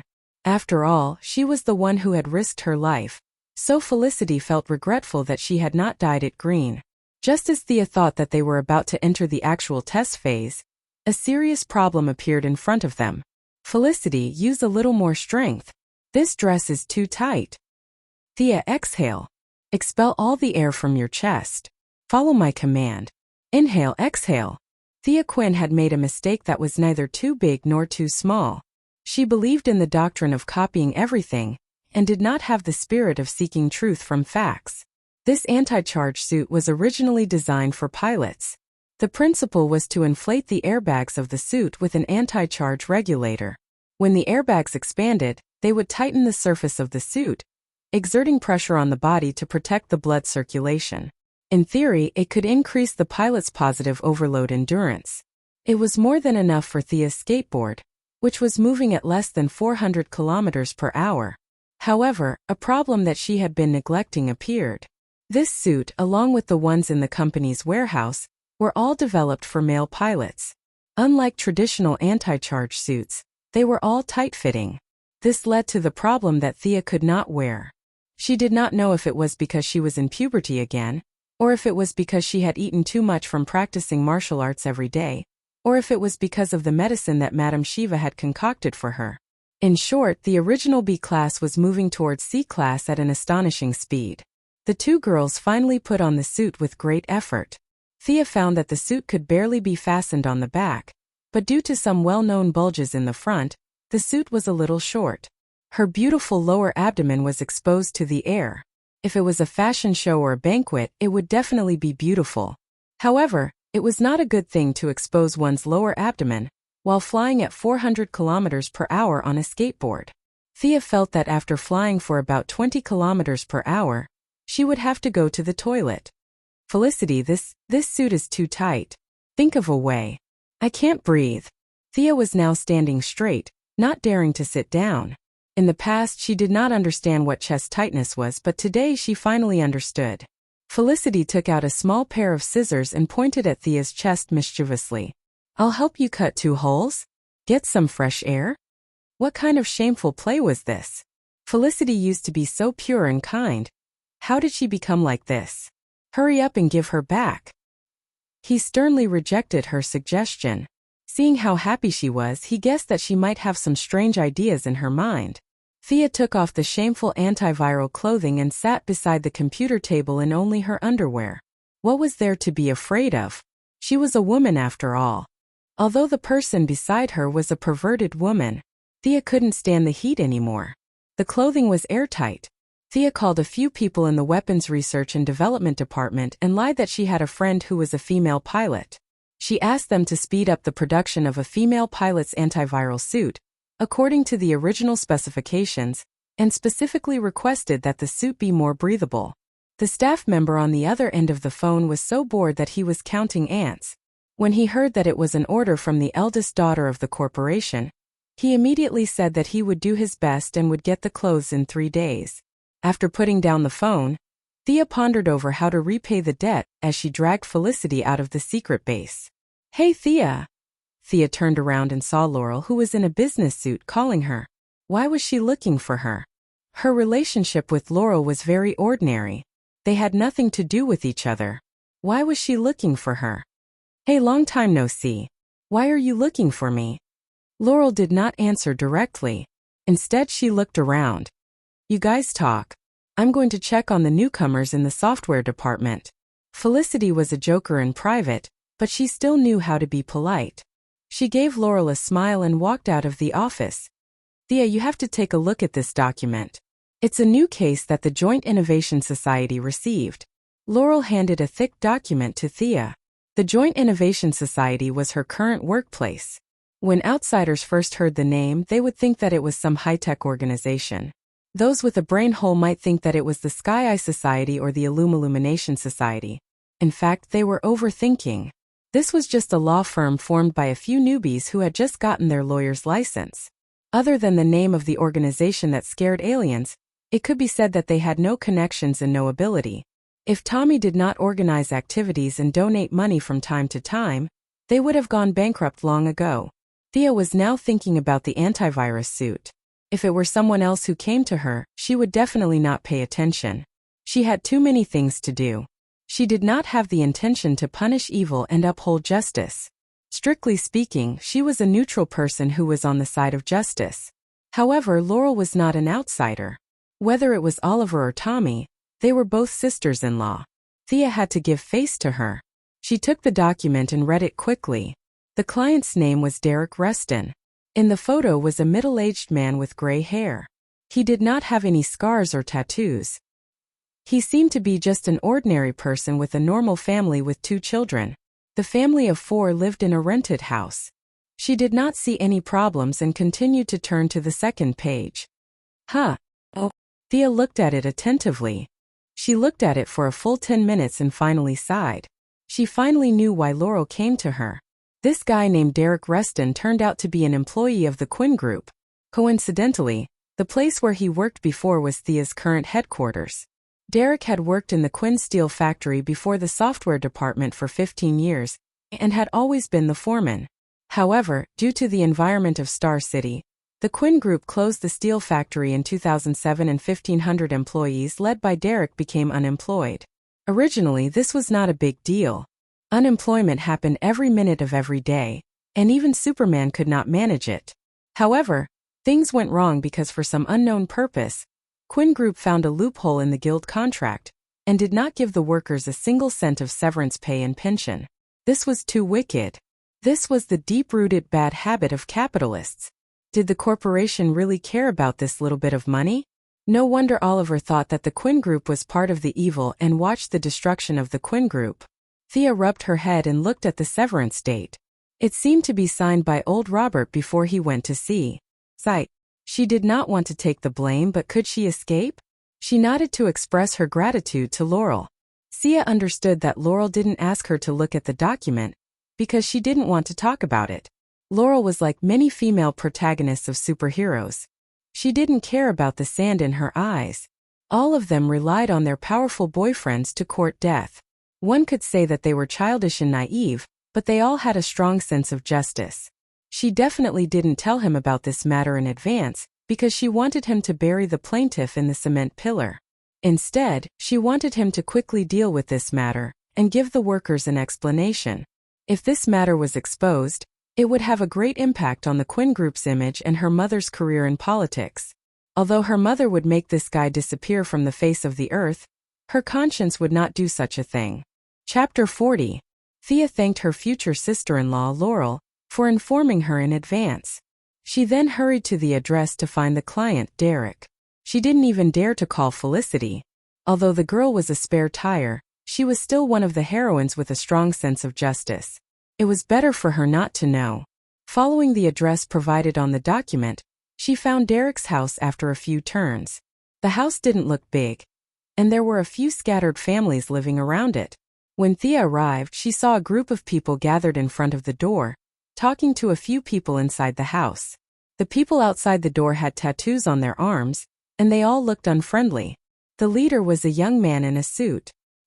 He said with a fake smile, "Mr. Derek, if you can't pay the mortgage on time, we'll have to resort to coercive measures. I'm sure you don't want to see that happen."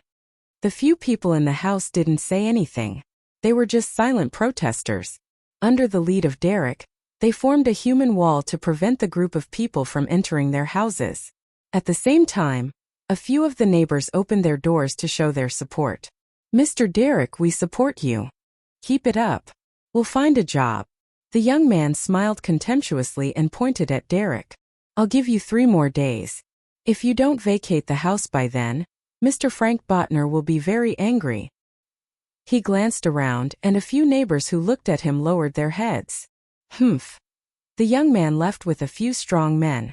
Frank Botner, on the surface, was a businessman who specialized in construction, but he was secretly the boss of the city's mafia. He was also one of the top families in Italy. Later, he killed his daughter's fiancée. His daughter wanted to kill him like a madwoman. That woman seemed to have had sex with Oliver. What was her name again?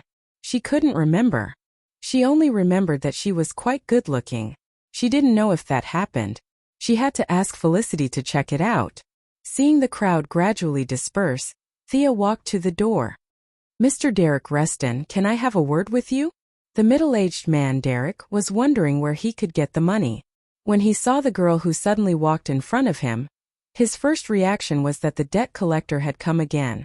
However, he immediately knew that was not the case. He said in a deep voice, "What's the matter?" Thea had specially worn a business dress today. In order to make herself look older, she even wore a pair of sunglasses. She was too lazy to shake hands with the man and handed him a business card. "Thea Quinn. Quinn Group. Why are you looking for me?" Derek's tone changed from the initial doubt to ferocious. "Do you want me to talk here? Or find a place to talk slowly?" Thea said as she pointed at the surrounding environment. A few neighbors saw that things were not over yet and stuck their heads out again. It seemed that they did not care about nationality. Derek looked at the expressions of the people around him. He knew his own business. It seemed that they knew that he was going to sue the Quinn Group. The young lady of the group had come personally to negotiate. There were many conditions that could not be mentioned in public. "Come with me." He led Thea to an open-air cafe. They sat down under an umbrella. "Miss Quinn, if you have something to say, just say it. I've read the annual report of the group. The group's handling of some things was really excessive. I apologize here." Thea certainly could not reveal Laurel. Whether he believed it or not, this was what she said. "The group will rearrange your work in 3 days. If you still want to be a foreman, you can also rearrange it. But you will have to go to another city. You know, there are almost no factories in Star City now." Thea could not wait to arrange this live bomb as far away as possible. Judging from the neighbors' support just now, this man was somewhat popular among the workers. Once he made trouble, the Quinn Group would be in a passive position. Fortunately, they did not have enough authority. Otherwise, they could use him as bait and send him all the way to Russia. If you don't want to work, you'll still receive your severance pay and pension. No matter what you choose in the end, in order to express our apology, we'll pay you a sum of compensation. Do you have any other questions? Thea didn't beat around the bush. She wanted to solve this matter as soon as possible. Derek lowered his head and pondered. Should he work or ask for severance pay? Of course he had to work. The severance pay was not much. And anyway, there was still a sum of compensation. But as long as he took the money, he would have to shut up completely. At the end of the day, this person still had some conscience and did not agree in a hot-headed manner.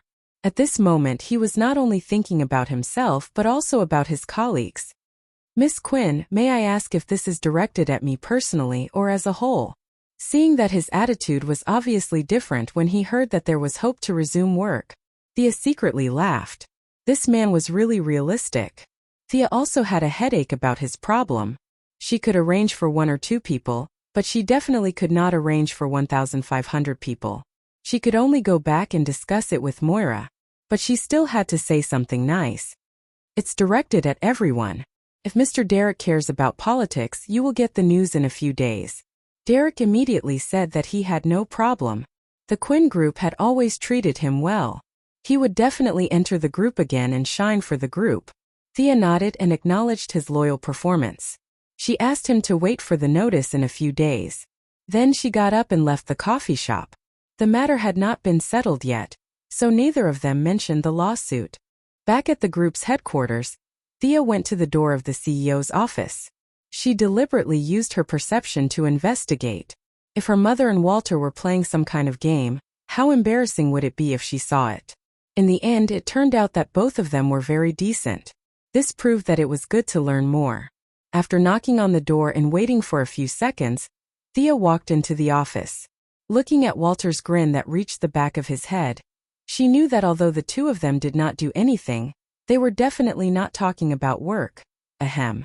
Since they were so familiar with each other, Thea was too lazy to be polite. She explained the matter in detail. When she heard that someone was going to sue the group, Thea saw a flash of anger in Moira's eyes. But when she heard that there were more than 1,500 people, her eyes were full of hesitation. Yes, it was easy to deal with 1 or 2 people, but if there were 1,500 of them, it would take a long time even if you used a submachine gun. Besides, they were humans, not pigs. They knew how to run and hide. If 1 or 2 of them ran away and reported it to the media, it would cause a lot of trouble. Of course, it did not mean that it could not be solved by violent means. If it was as strong as Darkseid or Thanos, it would require a team of 40 heroes. But now, they could only use a relatively straightforward method. Thea was thinking about this problem all the way. Solving it beautifully and perfectly was the most important task for the group at present. Derek might be easy to fool today, but what if Derek popped up tomorrow? Moira was also in urgent need of the support of political achievements. The jobs of 1,500 people were related to each other, and could provide her with at least half a block of votes. This was very important for her, who still had a shallow political foundation. Chapter 41. Seeing that the mother and daughter did not speak, Walter flipped through his records. With the current income of the group, we can arrange at most about 300 people. If there are more people, it will put a huge burden on the group. 300? This number was a bit small. Thea planned to at least solve the work problems of more than half of the people, and the rest could be given a subsistence allowance and be slowly digested. Moira was also not very optimistic about this number. If there are too few positions, it will aggravate the situation. What if they are transferred to a branch in another place? The black uncle bowed his head and calculated. The number of people can't exceed 200 at most. If there are more, there will be conflicts with the local staff. Our group can't interfere too much with the staff adjustment of the branch. This was the interesting part of the United States. Many people thought that it was difficult for people to leave their homeland, but in fact, foreigners also had this problem. The United States also had a land of 9.6 million square kilometers. Was this number familiar? The place was big and the population was small. Many people lived in small towns all their lives. They were born and died here. The environment was very closed. No one went out and no one came in. In horror movies, a certain evil cult member would commit suicide, and no one would know about it for 20 years. It was only when the protagonists, A handsome man and a beautiful woman wandered here that they discovered the final plot and so on. It was in this enclosed environment that the plot was created. The closed environment caused all the locals to exclude outsiders. In response to this situation, whether it was the Quinn Group or Wayne Enterprises, they tacitly agreed to the management of the local people in the branch office. Thea suddenly remembered the famous words of a great leader. What do you think of building a high-speed railway that connects several cities? The East-West Railway in the United States had been built for more than 100 years. Daily wear and tear, coupled with various crazy villains who loved to bomb the railway on the ground had long been unusable. On the one hand, it could reopen the steel smelting project of the Quinn Group. The remaining more than 1,000 people could not be solved, but more than half of them could be eliminated. At the same time, it could also increase the economic output of Star City, which would be of great help to Moira in next year's election. This is a good idea. Moira was completely considering it from her own perspective. She thought that she would just shout slogans. If they chose her, she would continue to invest. If they didn't choose her, she would not lose anything. Railway work was not a task that could be completed in a day or two, or even a year or two. The time would be extremely long, and the voters would not scold her for not building the railway in a week.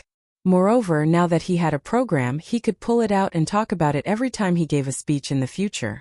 It would save him the trouble of racking his brains to come up with a speech. It wasn't difficult to implement. He knew so many people in the early stages of the investment, and each of them could contribute a little. The more he thought about it, the more he felt that it was a good idea. Although Walter didn't like the idea, he didn't object when he saw that the mother and daughter both thought it was a good idea. Anyway, since they were willing to pay, he couldn't be bothered to interfere. Thea urged her mother to send someone to sign Derek's agreement as soon as possible. The rest had nothing to do with her. Moira was aiming for the mayor's throne. Although she had yet to formally submit an application for the election, she had already established a huge campaign team. She had recruited a lot of elites from all walks of life. These people could contact the surrounding cities and the major companies' affairs to this group of people. With nothing to do, Thea began to live a life of idleness. She had watched the video of Catwoman and Batman 3 times. Batman's moves were all strong and heavy, which was not suitable for her. On the other hand, Catwoman's street fighting skills were very inspiring to her. She really admired her balance. She couldn't always wear flat shoes at all kinds of banquets in the future. How to wear high heels without affecting the fight was also a lesson she had to learn. She decided to go easy first and then go hard. She didn't dare to try the thin high heels, so she changed into a pair of thick high heels. Walking was not a problem, but she made a kicking action. Dong. Thea rubbed her head and got up. The designer of this pair of shoes should be dragged to target practice. And she couldn't stop for 5 minutes. Wearing this pair of shoes was equivalent to adding a debuff that reduced her attack speed by 50%. Why could Catwoman run and jump as if nothing had happened? The clown girl later seemed to be able to do it too. This was not scientific at all. She was going to ask someone who understood. The next day, in the elementary school class, she found Madame Shiva and asked her question. Why is Catwoman's balance so good? Catwoman? Loser. Stand up straight and let me see. Madame Shiva didn't answer directly. Instead, she asked her to stand up straight and walked in a circle to examine her. Thea was a little nervous because not only did she walk in a circle, but she also patted and pinched her body from time to time. Just now, she touched the area below her neck and above her lower abdomen for a long time, and she almost screamed. Just as she was letting her imagination run wild, Shiva suddenly slapped her butt. Ouch! This time, Thea couldn't hold it in anymore. She looked at her with a red face. If you don't give me an explanation, I'll fight you to the death even if I can't beat you. Actually, your sense of balance isn't bad. It's just that your muscles are not used properly, or should I say unscientific. The strength of your whole body isn't completely twisted into a rope. As she spoke, she patted Thea's butt again. For example here. This is the source of the whole body's strength. The movement of the legs and the strength of the upper body all have to go through here. You don't seem to have systematically learned the technique of strength exertion before. Yes, I can't do that if you touch me randomly. It's true that in ancient times, it's reasonable for a male master to teach a male disciple, and a female master to teach a female disciple. Madame Shiva continued to speak seriously, and Thea also became serious. Of course, it was best to ignore her blushing face. Back to the original question, how to exert strength like Catwoman. You just have to do this. As she spoke, she pointed at a few parts of her buttocks and legs. As long as you can use these few muscles flexibly, you can even fight on stilts, let alone high heels. But you can only fight for a short period of time. If you fight for a long time, it will cause damage to your calf muscles and Achilles tendon. Let me show you. Madame Shiva took off her coat as she spoke, and let Thea put her hand on her leg to feel the movement of her muscles. It's so cold. This was the first feeling Thea had when she touched her thigh. Maybe she was really Asian. Her skin was very delicate and smooth. Coupled with years of exercise, there was a rhythmic beat on her skin.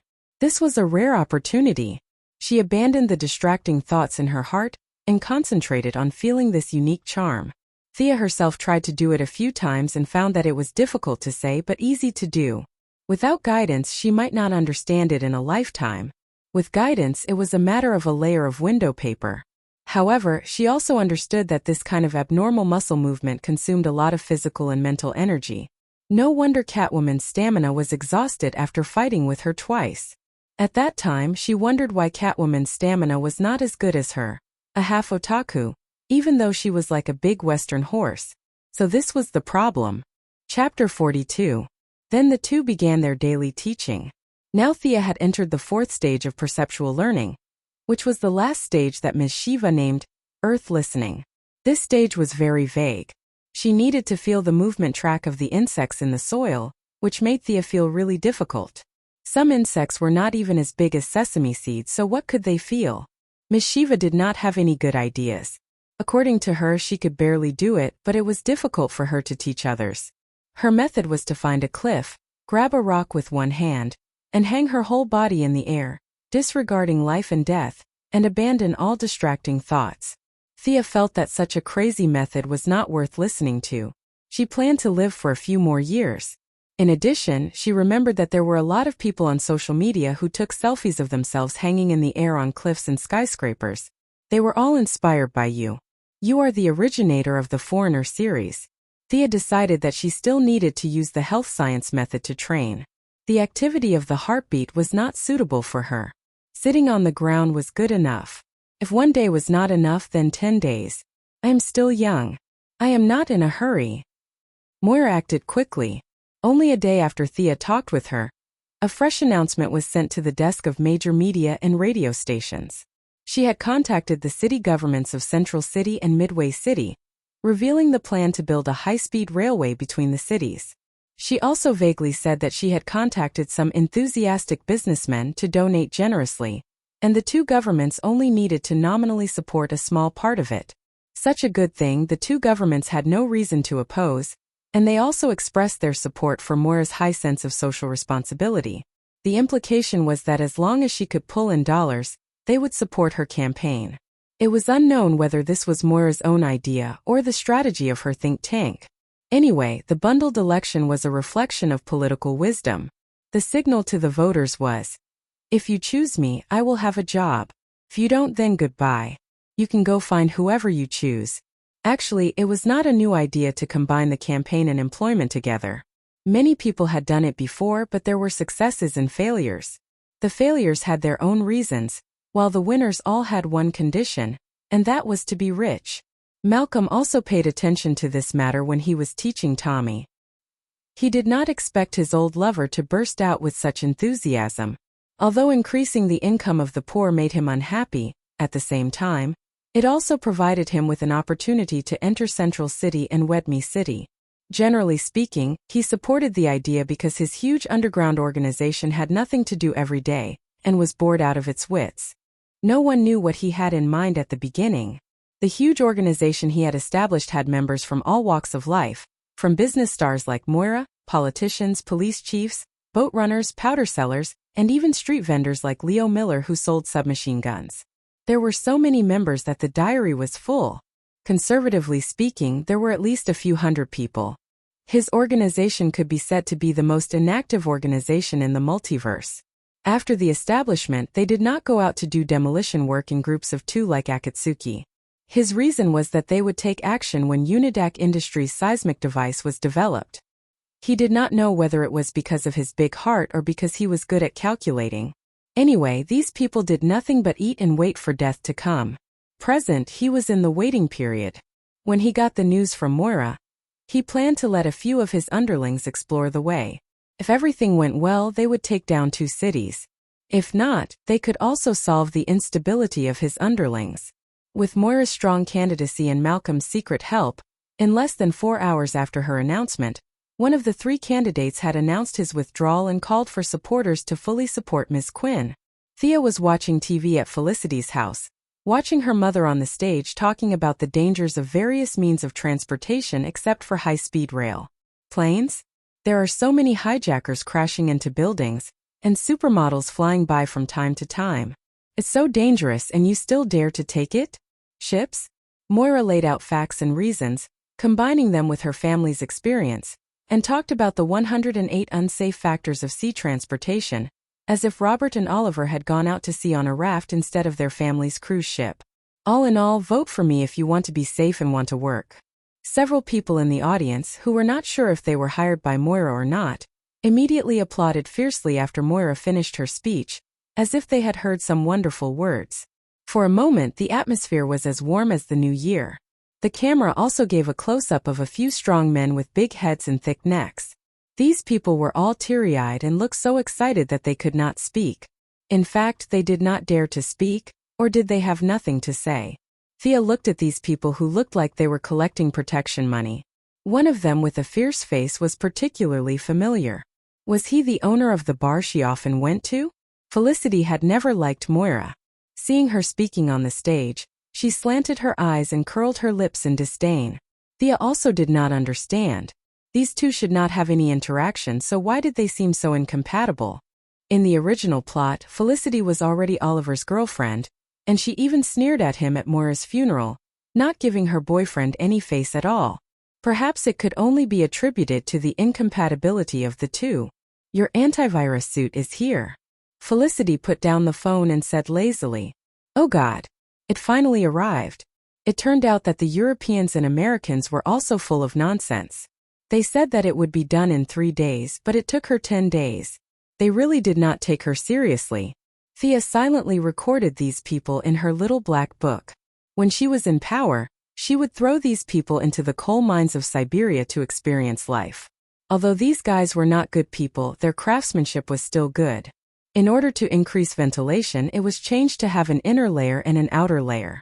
The inner layer was divided into upper and lower parts, and there was a joint in the middle. The outer layer maintained the previous integral way of wearing, but it was much looser. It was not like the previous tights, where the breasts and buttocks were clearly visible at a glance. It could confuse the gender to a certain extent, which was good. The brainwave collection device was completely unrecognizable. The 2 girls felt that the previous round helmet was too stupid and ugly, so they changed it into the current one. It looked a bit like the headband of the elf Queen Galadriel in Lord of the Rings. At most it was the magical version, but this was the sci-fi version. People used a mithril chain to wear 5 gems, but they used polymer to wear several mobile modules. They were all shiny and looked similar from a distance.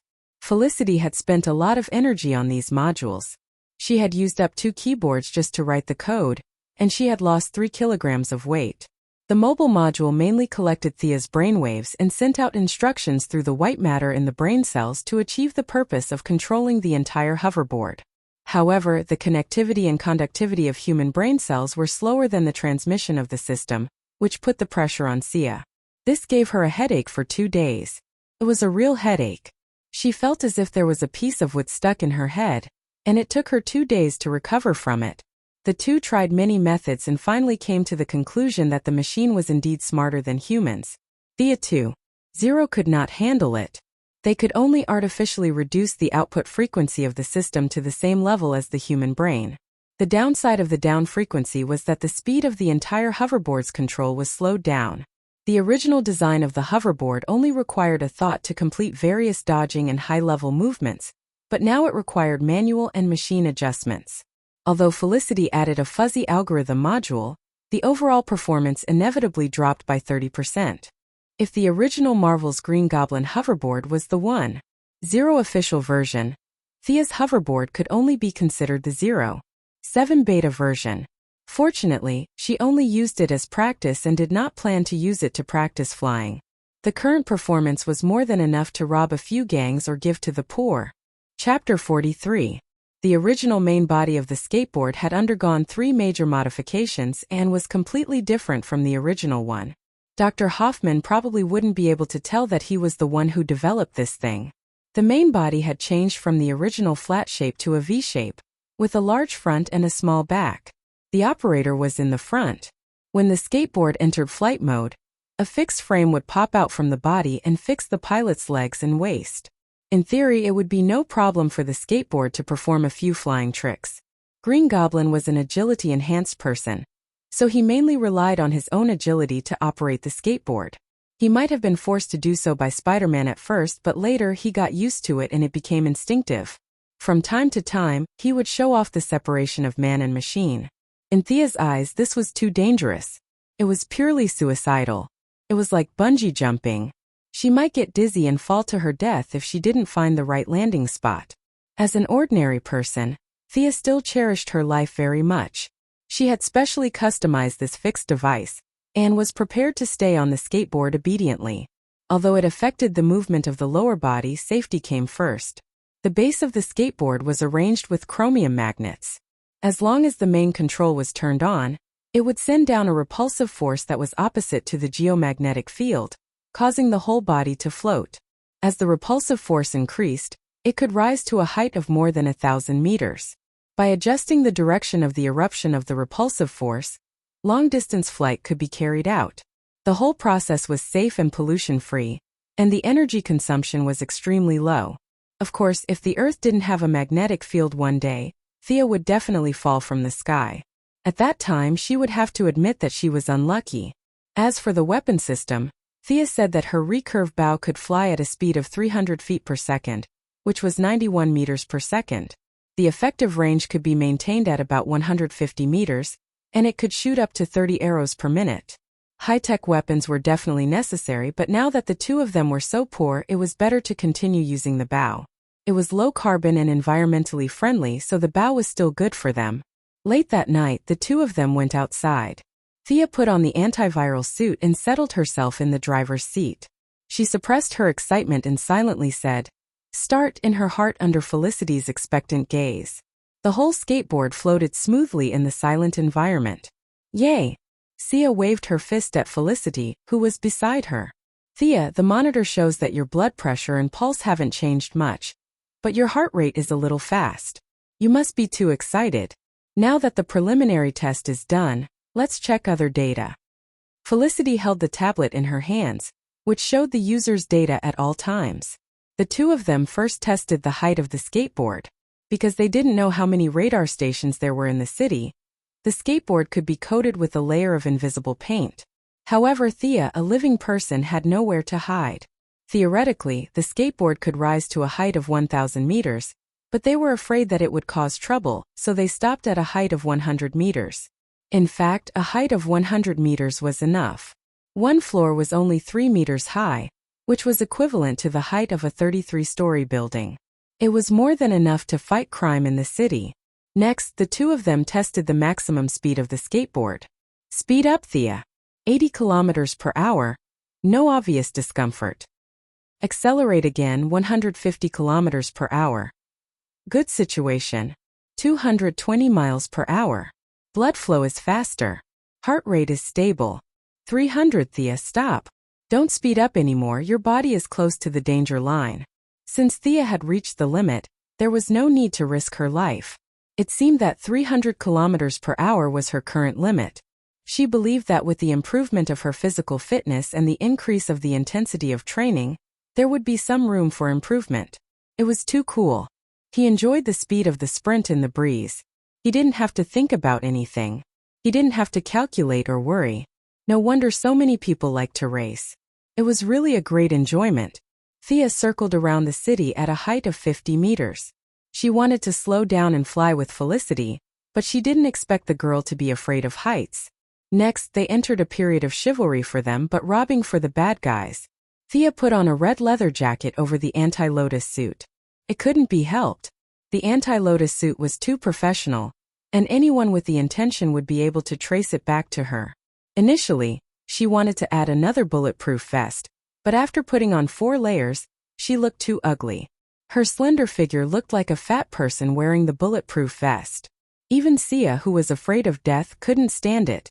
She had no choice but to remove the bulletproof vest and add 2 fiber protective plates on the chest and back. She tied her hair up. It was best to cut it short, but she really didn't want to. She pulled down the hood of her jacket and looked at herself in the mirror. She really did look like the original Thea 1.0 in the show. Nonsense, they were the same person, okay? She didn't wear an eye mask. That was too low class. She was now wearing anti-wind goggles with infrared function, and the lenses were made of bulletproof Lycos resin. Thea carried her bow and arrow, took her usual katana and dagger, and set off to find her hunting target under Felicity's excited gaze. Although she had made a lot of mental preparations and thought about how she would deal with the unexpected situation, the facts proved that she had thought too much. Star City was like a dead city in the middle of the night. There was not a single pedestrian on the road. Since there were no pedestrians, the robberies had naturally disappeared. Although it was okay to rob each other, it seemed that their bosses had forbidden this kind of behavior. Thea was in such a situation now. There were no pedestrians and naturally there were no robbers. Her goal of robbing the rich to help the poor had disappeared. Damn it, she cursed in her heart. Was she going to waste all the money she spent? She should have done some market research. Just as she pulled out her katana and looked around in confusion, Felicity's voice sounded. Thea, Frank Botner, whom you asked me to keep an eye on last time, is moving. 3 of his men are chasing a young man. This man is called Michael Astor. Do you want to take a look? Could this man be Helena's fiancé?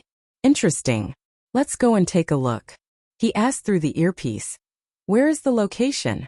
What's the location? That's right. At the intersection west of Cypress Street. The surveillance camera shows that they are driving very fast. You have to be careful. They are all armed. Can they be faster than me? I'm going in a straight line. Thea increased the altitude to 100 meters, confirmed the location, and began to move forward at full speed. Soon she saw 2 cars driving fast, one in front and one behind. The car behind kept firing at the car in front. In the silent night, the sound could be heard far away. The thugs should be from the car behind, right? Thea judged that Michael was neither a psychic nor a special forces soldier. It was impossible for him to chase after 3 people alone. She took out a frost arrow from the quiver. Frost arrow was what she called it. There was standard liquid nitrogen in the arrow, and the concentration was 10 times that of a thermal nitrogen pressure tank.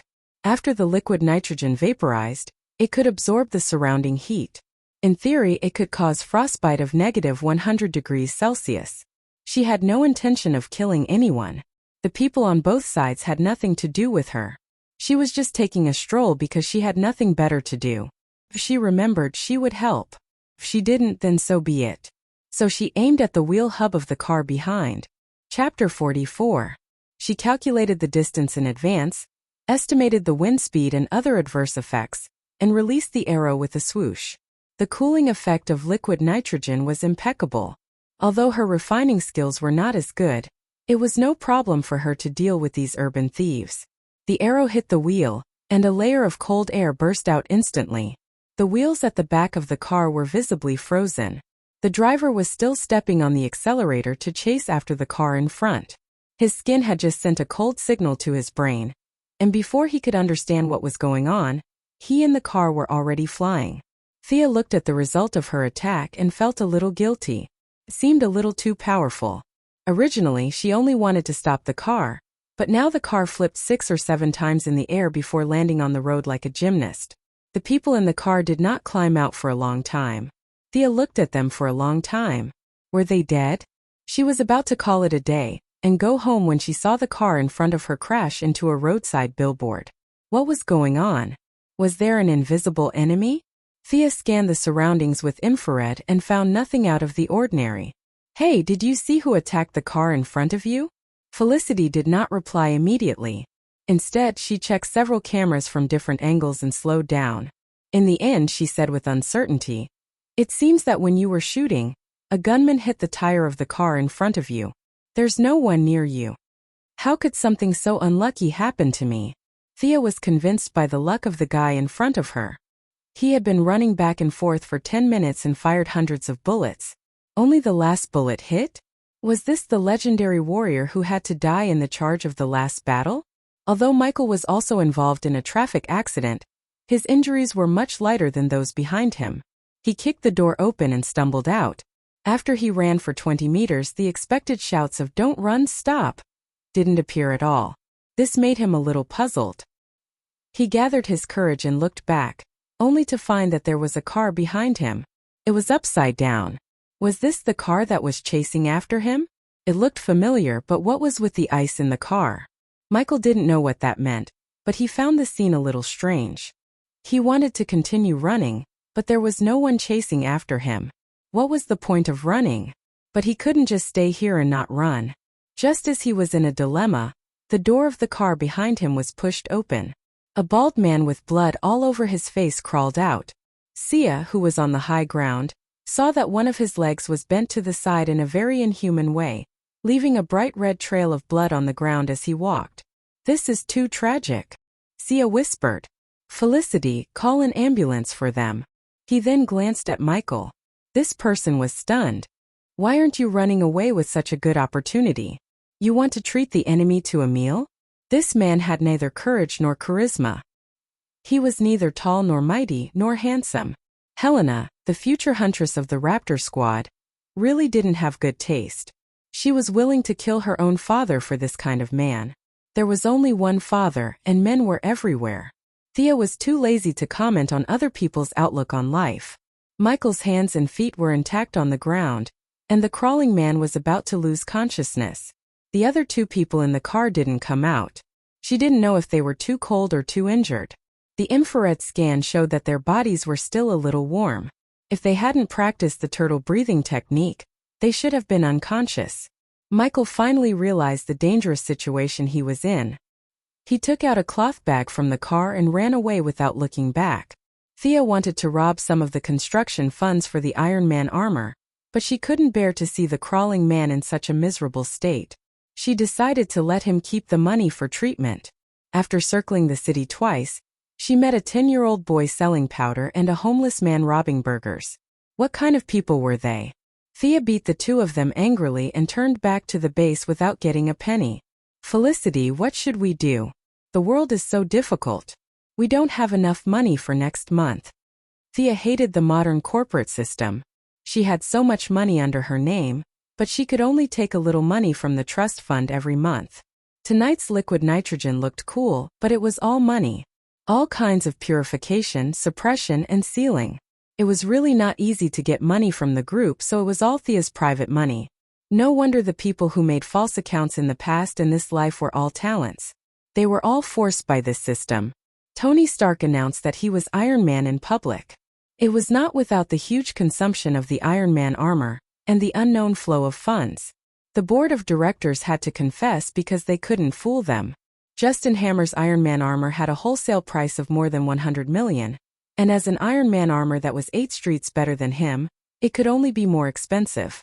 Felicity was an otaku, so there was no good way. The two could only continue to patrol tomorrow and try their luck. In the next few days, Thea went out every night to try her luck.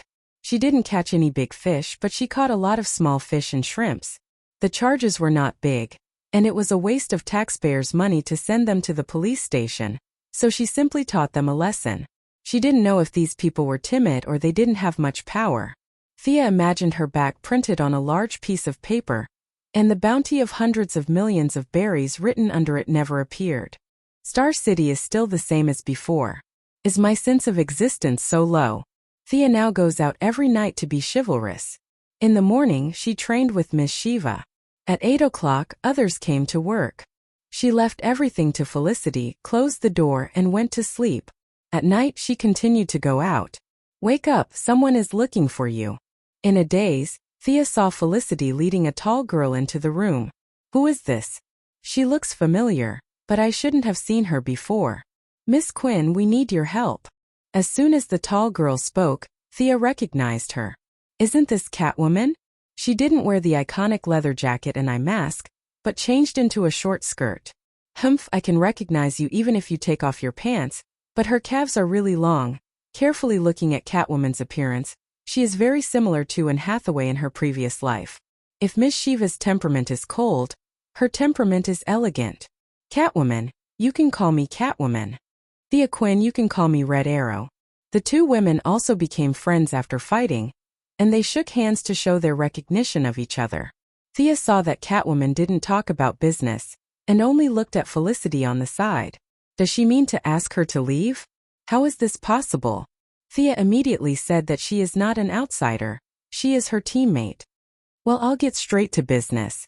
Batman is in trouble, I need your help now." Chapter 45. Thea looked at her calmly and gestured for her to continue. It was normal for something to happen to Master Batman. It would be weird if he was fine. He was the American version of Tang Sanzang. He had chosen the path of death and was determined to go through 81 difficulties. As an ordinary person without any enhancements, he relied on his muscles to provoke all kinds of people. Other than a few permanent aliens, he had provoked almost all the good guys and bad guys. Therefore, Thea was not surprised to hear that something had happened to him. He looked at the feline girl expressionlessly, implying that she shouldn't stop and should continue. He was captured by someone called Bane, and we don't know if he's still alive. Currently, Bane has half of Gotham under his control. He has opened both Arkham Asylum and Blackgate Prison. Now the city is filled with criminals, and we desperately need your help. Catwoman looked at Thea earnestly. Was this the plot of the movie Batman the Third? She remembered that she had tricked Bruce in the movie. However, this was different from the movie. The two of them had known each other since they were young, and had gone through many hardships together. Although there were ups and downs in their relationship, it was not something that could be stopped by a few threats. Realizing that she could not completely copy the plot of the movie, Thea asked carefully, "Who is this Bane?" "I don't know. I only know that he is very strong. He seems to have superhuman strength. I heard from one of his subordinates that he has 2 tons of strength. I don't know if it's true or not, but he defeated Batman with his bare hands. I saw Bane break his spine with my own eyes." Catwoman looked a little depressed. 2 tons? Thea was shocked when she heard the weight unit. Didn't they use kilograms as a unit to measure strength? Where did this ton come from? At the same time, she realized that this was definitely not the Bane from the movie. This guy must have been injected with a biochemical injection or something. Otherwise, a human would not be so strong. Facing Catwoman's earnest gaze, she wanted to say no. However, when she saw Felicity's sparkling eyes looking at her through her glasses, there was encouragement and excitement in her eyes. She could only smile stiffly. "The Joker hasn't been released, right?" "No, he's being held in special custody. But, other than him, everyone else has escaped." Catwoman wanted to say that the people here were simple and honest. The criminals were all obedient and could not be chased away. However, she knew that no one would believe her, so she could only tell the truth. Thea breathed a sigh of relief when she heard that the Joker did not escape. In the DC world, there were 3 types of people: heroes, villains, and clowns. This person's combat power was average, but his brain was probably overflowing with dopamine. He did not have any emotions like fear. Even if the god of the DC world descended to Earth, he would still stab him. This person's thoughts were wild and unrestrained. No one knew what he was thinking. In the parallel universe, he once caused Superman to misunderstand and kill his girlfriend, causing Superman to become evil. He then kidnapped Lex Luthor, a great villain with level 9 intelligence. Finally, he used a nuclear bomb to flatten the metropolis. This directly led to the division of the Justice League. His initial goal was to fool around with nothing better to do. Thea did not dare to provoke such a dangerous person. If he found out about her identity, her family would be in big trouble. She breathed a sigh of relief when she heard that he was still being held captive. She silently thought about the few main villains in Gotham. It seemed that other than Bane, who was a ferocious guy, the rest were all normal people. Or rather, normal people who were mentally unstable. She could not crush them with her equipment, but it should not be dangerous. "Okay, we'll go with you." Thea thought that they probably would not pay her, but she could not go for free. Should she find a few rich and heartless people to do the job? You guys. Catwoman stared at Felicity, who was beside her. Was this person a hero too? Felicity's IQ immediately understood what she meant. She angrily said that her hacking skills were superb and demonstrated the most advanced facial recognition and positioning technology. Catwoman, who did not go to school since she was young and only knew how to pick locks, was impressed. She immediately approved of her joining. Since you're not afraid of death, then come. We'll organize a group of friends to sing you a Gotham welcomes you. Who's your teammate now? Did you invite anyone else? Thea could not figure out what era it was now. How many members did the Bat family have? There was strength in numbers. If you invited a few strong heroes from elsewhere, you could happily do whatever you wanted. Catwoman did not know what she was thinking. She answered honestly, on our side, it's me, Batwoman, and Robin. I also asked Madame Shiva to look for Batman. She has a lot of connections in the underworld. I believe there will be good news. The three of them plus the two on her side, there were exactly 5 of them. Was this the rhythm of forming a team to fight a dungeon? It was a pity that Catwoman, Batwoman, Robin, and herself did not have any resistance. They were all agility-based heroes. Felicity could only do logistics. She would cheer everyone up and act cute as a mascot. They were done for this dungeon. In fact, it would be great if Madame Shiva was here. She could temporarily take on the role of damage absorber. Unfortunately, she was sent out to look for someone. You sent the best fighter out to look for someone. I really have to hand it to you. She wanted to say that she would look for someone and let Shiva deal damage. However, that would be a bit of a boost to the morale of others. She resisted the urge to say it. Besides, she really did not know where Batman was locked up. In the movie, it was a deep cave. Master Bruce even did a leap of faith. However, in this real world, who knew where that place was? She could only hope that Shiva would find him quickly and let him come back to clean up the mess. She asked Catwoman how she got here.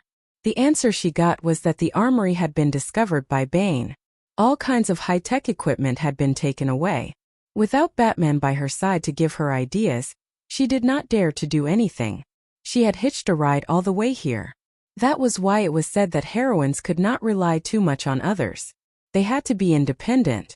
Thea asked the company to prepare a helicopter for her. Knowing that Catwoman knew how to pilot it, she heaved a sigh of relief. After all, Gotham was not a tourist city. After hearing Catwoman describe the rain of bullets, she was still thinking of how to make up a lie to fool the pilot. The two of them did not hide it from Catwoman. They folded the skateboard a few times and put it in their backpacks. It weighed less than 20 kilograms. It was indeed a good weapon for home travel, murder, and arson. This was the good thing about being a superhero. They did not ask about other people's abilities or background. If you were willing to tell them, just say it. If you were not, then forget it. Catwoman watched the two of them pack up their equipment and naturally stood at a distance. Not knowing how the battle would be, Thea brought all of her arrows. Yes, she was prepared to be a long-range attacker. Although she was better at close combat, she still felt that it would be safer to leave such an important position to someone else. Felicity was still immersed in her fantasy of being a hero. Thea reminded her a few times before she realized that she also needed to prepare. After running around for 2 rounds, she did not find anything else that she needed to bring along other than a tablet. Thea, should we bring some food? Thea, have you seen my charger? Catwoman's mouth twitched when she heard this. We are so big in Gotham. Do you think we lack food for you? Thea also felt a little embarrassed. She had lowered the standards of Star City's heroines. Didn't you see that her peers in Gotham were laughing at her? She quickly pulled her in and asked her to change. After all, the situation in Gotham was unclear. It was impossible for her to be like before, sitting in front of a monitor with fries and Coke while watching a live broadcast. Chapter 46. Felicity had no choice but to change out of her usual short skirt and high heels. She rummaged through her closet for a set of sportswear and changed into a pair of hiking shoes. However, no matter how Thea looked at the clothes, they were filled with traces of time. The clothes were really old-fashioned, definitely from 10 years ago. She wanted to ask her to change into another set of clothes to bring honor to Star City, but when she saw Catwoman looking at the time from time to time, she had no choice but to give up. She hoped that the people of Gotham were in deep trouble and did not have the time to care about the fashion of their sister city. The three of them rushed to the Quinn family's private helipad with big and small bags. Most of them were Thea's equipment. She brought hundreds of arrows, hundreds of different types of arrowheads, and a large number of long knives, daggers, and throwing knives. Felicity and Sia each took one of the 2 pistols they had seized a few days ago. Although Sia didn't specifically practice her marksmanship, with the bonus of a long-range weapon like a bow and arrow, her marksmanship wasn't inferior to that of an ordinary police officer. As for Felicity, she only asked her to protect herself and not shoot her own people. "Thea, where are you going?" Moira heard that she had hurriedly enlisted a helicopter and did not know what she was going to do. She was not used to her daughter's way of life and hurriedly rushed over from the office. We are going to Malibu Beach," Thea said and hugged Felicity and Catwoman's waists with a bright smile. Felicity and Thea had hugged each other more than once, so there was nothing unusual about it. However, this was the first time Catwoman was hugged by someone of the same sex.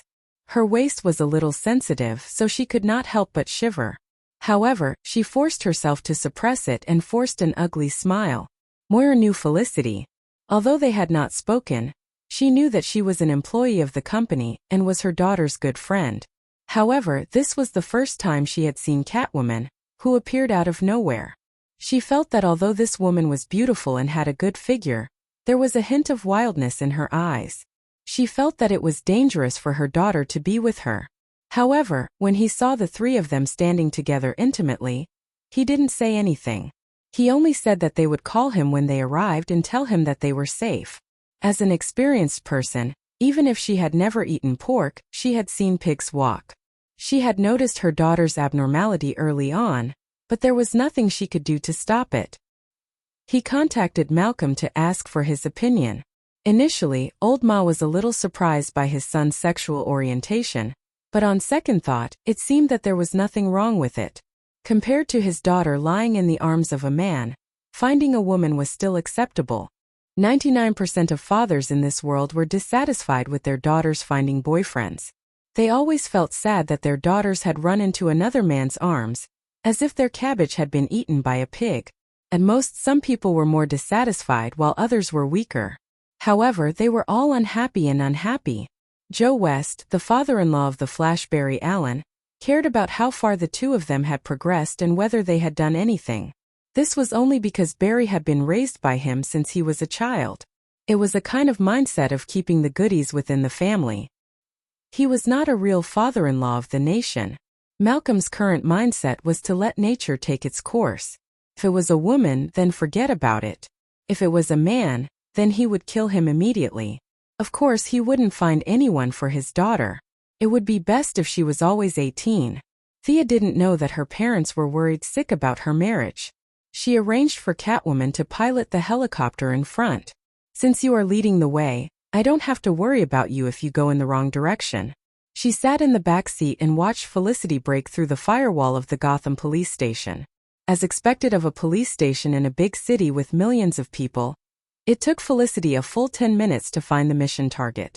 Thea looked at it. There were quite a lot of targets that she needed to deal with. Scarecrows, Riddlers, Penguins, and so on had all come out. She specially checked but didn't find any news about Poison Ivy. Could it be that she hadn't killed her way into Gotham yet? This was good news. As long as there were no superpowers involved, it would be difficult for her to kill anyone with her skills and equipment, but she could still escape unscathed. "Get ready, we are almost there," Catwoman shouted from the pilot's seat. Through the glass of the helicopter, Thea saw the distant view of Gotham. The whole city was dark, as if there was a dark cloud pressing down on it. Occasionally, there would be flashes of fire on the streets. She didn't know how the original founder of this city chose this location. Thea felt that the environment here was terrible. Using the natural sensing method that Madame Shiva had taught her, Thea explored the place. The air was filled with an impetuous, old and dilapidated aura. According to Catwoman, even if this incident didn't happen, many people would die in Gotham every day. However, no one cared about the exact number. Thea couldn't help but imagine that if there was a necromancer here, he wouldn't need to prepare any big ceremony. Could he summon millions of skeleton soldiers with a few simple commands? Or maybe a few hundred death knights? If Star City was a sickly old man, then Gotham was a strong man on the verge of death. It was hard to say which city was worse. As the helicopter approached, Thea could already see the chaos on the streets and between the buildings. She could see robberies and murders everywhere. The screams of women and the cries of children lingered in the air above the city for a long time. From time to time, an old man would be pushed to the ground, just to take a few dollars from him. This city was slowly approaching the brink of collapse. She was sad that Batman's years of hard work had gone down the drain. Now that she had some power, why not help these poor people? She didn't know if this was the resolution of a hero. She only knew that she had to do something. If she had only wanted to make a fool of herself in the beginning, she had now decided to punish these thugs. Dreams were beautiful, but reality was cruel. Just as she was about to go down and kill 7 people, she realized that the helicopter had been circling in the sky. She sternly asked Catwoman, "Why aren't you landing? How many people will die if you delay for a minute? You're really not worried at all."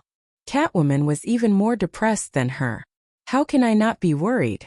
I'm so worried that I have blisters on my mouth. Tell me where to land, it's too messy here." Before she could finish her sentence, some idiot on the ground fired a magazine of bullets at the helicopter in the sky. How could they hit it from such a high distance? Even if they hit it, it wouldn't be able to move. It was obvious that the bullets were wasted. Thea looked around. It was indeed quite messy. The weather today wasn't good either. In fact, Gotham's weather had never been good.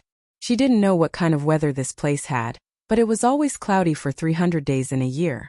Just as she was about to carefully look for a flat ground to land, she saw a bald man with a common face rushing out with a rocket launcher. Thea was shocked. "Io, pull it up, hurry." Catwoman's reaction was also very fast. In addition, the helicopter's performance was good. In the nick of time, the rocket launcher flew past the bottom of the helicopter. Phew! The 3 of them let out a sigh of relief. Chapter 47. The duo from Star City was not used to people who would start shooting at the slightest disagreement. The citizens here were much more ferocious than those in Star City. Thea had patrolled her house for 3 nights, but she had never seen anything as ferocious as a rocket. She quickly asked Catwoman to increase the altitude and turned to Felicity. "Look for Gotham's police station and government buildings to see if we can land. Maybe a few rich people's private residences." Felicity fired the first shot of the invasion of Gotham amidst the whirring of the propellers. "Oh, I don't think we can go to the government building. Look at what I found. This guy doesn't look like a government worker." She turned the tablet around to show Thea. On the screen was a 2-meter-tall bald man with a metal-breathing mask on his face. His upper body was bare, and his muscles were bulging. One of his arms was as thick as Thea's waist. Thea shook her head. "This guy doesn't look like a friend of justice. Which government would hire someone like this? It's only a matter of time before they all resign. This brother general should be Bane, right? Comparing the strength of the 2 of them, he should be the final boss, right? Maybe why did she use maybe? Because Thea gathered all the information and clues provided by Catwoman. She did not know if it was good or bad news. The actual situation here was the same as the beginning of the movie. It started with Bane defeating Batman, but the plot took a turn for the worse. Bane had also hacked the TV station and brought a few henchmen to broadcast a nuclear reactor live, trying to create a large-scale panic. However, after waiting for 2 days, he found that the city was quiet. People continued to eat, drink, and dance in the square. The scene of the citizens hiding under the table and shouting for the Buddha did not appear at all. He asked his henchmen to check the network signal and found that there was no problem. The live broadcast must have been released, but why did no one pay attention to it? What was going on? Unwilling to give up, Ben found an old man who was passing by to understand the situation. He explained to the old man how awesome he was and how many bad things he had done, bragging about his deeds. "You should be scared now, right?" The old man calmly said. "Young man, you're an honest person. It's not easy for such an honest person to survive in Gotham. You can't just focus on the surface of things, you have to look at what's inside. Look at me, I'm 76 years old this year, and I've received my citizen certificate for more than 60 years. Actually, I have a dirty bomb hidden in the basement of my house. There are 2 bottles of sarin gas in the fridge. Look at the basket I'm carrying now. I just bought 2 kilograms of radioactive material this morning. Seeing that you're living so miserably, why don't I sell it to you at a cheaper price? Bane, whose face was filled with disbelief, randomly found a few enthusiastic citizens to conduct a survey. The result was that none of the citizens of Gotham were afraid. What he thought was terrifying was nothing out of the ordinary here. Do you think I'm scared? This sentence was in the category of threatening words elsewhere, but the sentence itself was a question. However, in Gotham this sentence was the truth. They were indeed scared since they were young. This sentence was often used in Truth or Dare, and it was a statement. The citizens of Gotham had been tested for a long time. Every one of them had strong nerves and a strong will. In other cities, casting a fear spell on a crowd would cause chaos. However, in Gotham, you would only see a screen filled with the word immune. According to the game's terminology, if you chose Gotham as your starting location, your innate resistance to dark magic would increase by 50%. When he realized that his 3 axes were completely ineffective, Bane could only seek help from his partner this time, Talia al Ghul, the daughter of a ninja master. She was one of Batman's lovers, and also the mother of Batman's son Damian. Talia was indeed a ninja master who had nurtured her for many years. She was very cultured. She taught Bane an idiom, which was a strategy from ancient China. It was called using the people of Gotham to scare the people of Gotham. Bane opened the door of Blackgate Prison with a nervous heart. He was afraid that there would not be enough chaos, and the hundreds of patients in the mental hospital would be chased onto the road. Reality proved that this strategy was vicious. It was nonsense to say that they were all Gotham people, and that the people of Gotham would not attack their own people. The more they attacked their own people, the more vicious they would be. In a short period of time there were corpses everywhere, and blood flowed like a river. Although the results were gratifying, Bane soon realized that he had nothing to do. He had dismantled the nuclear reactor himself. Previously, no one had paid attention to it for a few days. After he understood the mentality of the people of Gotham, he was scared that some lunatic would come over and borrow a fire. Although he could fight, he could not withstand a nuclear bomb. Now he was completely free. His original desire to be a leader was also extinguished. Yesterday there was a guy called Penguin who came to seek refuge with him. In front of him he acted like a grandson and wanted to lick his shoes. However, when he was not paying attention, he took a few of his subordinates and ran off with a truck full of weapons. There was also a guy called Scarecrow. He wore glasses and looked like a gentleman. Who would have thought that this guy would not sleep at night to tell his subordinates a ghost story? 3 of his subordinates were scared to death, and 2 of them were dumbfounded. After fully demonstrating the definition of a playful person, he also ran away. Now, Felicity's live broadcast showed the original final boss, who had completely turned into a wild monster. He was sitting alone in front of the city hall, playing with pebbles. Seeing that he was having fun, Thea decided to ignore him for now. After that, she checked a few more places. Whether it was the police station or the hospital, the central square was in ruins. There were obvious signs of crossfire outside the police station, and the corpses on the ground were scattered messily.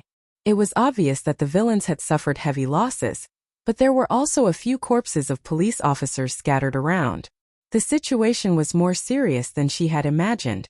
She did not have any good ideas, so she could only ask Catwoman, "Have you arranged with Robin and the rest to meet at a place?" "Yes, but when we passed by the place, I found that it was already a sea of fire. I can't contact them at the moment.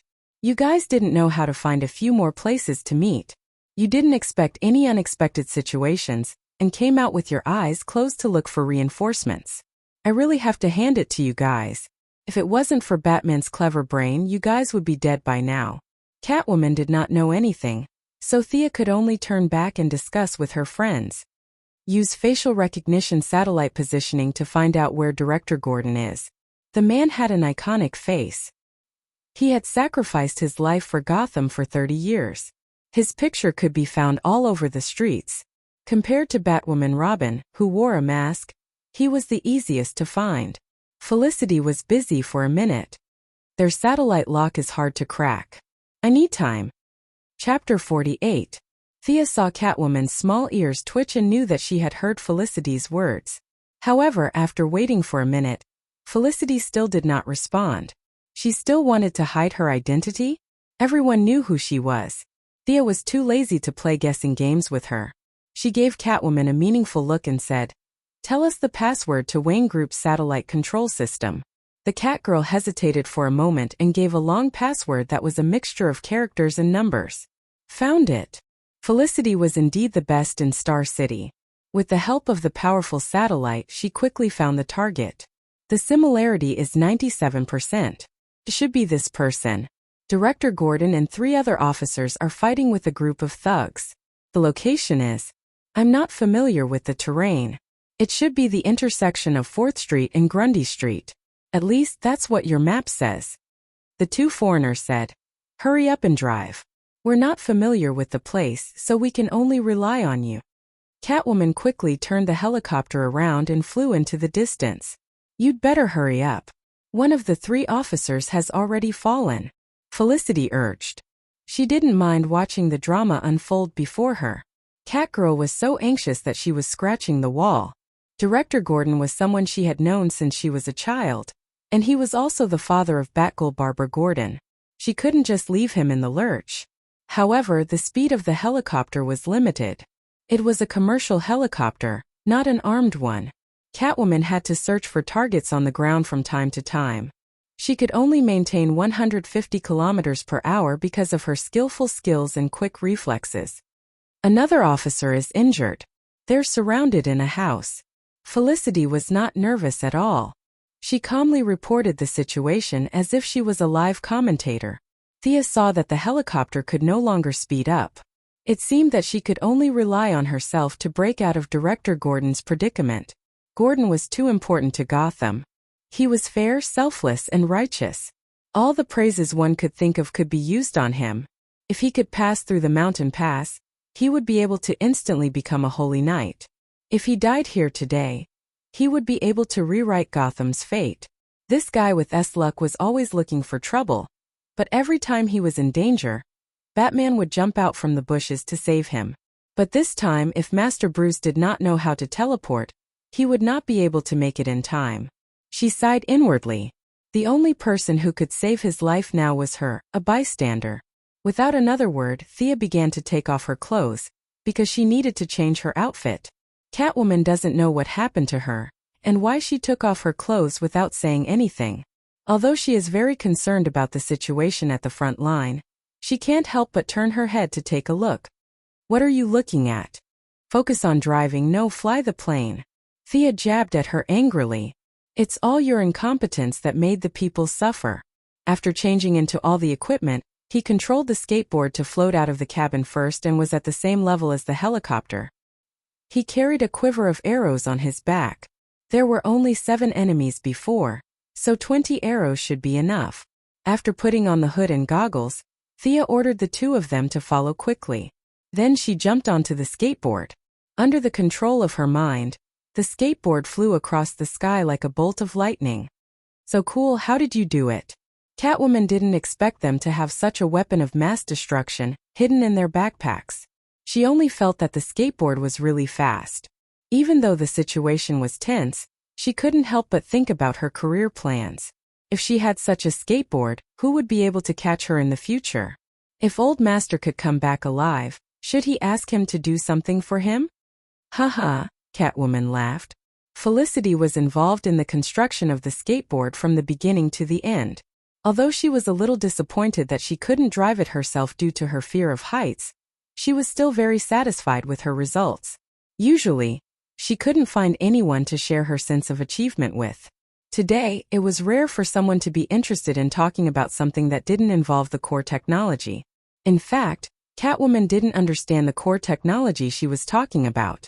Although Catwoman was influenced by Master Bruce and learned a lot, she was determined to expand her business from stealing jewelry to all kinds of elegant art.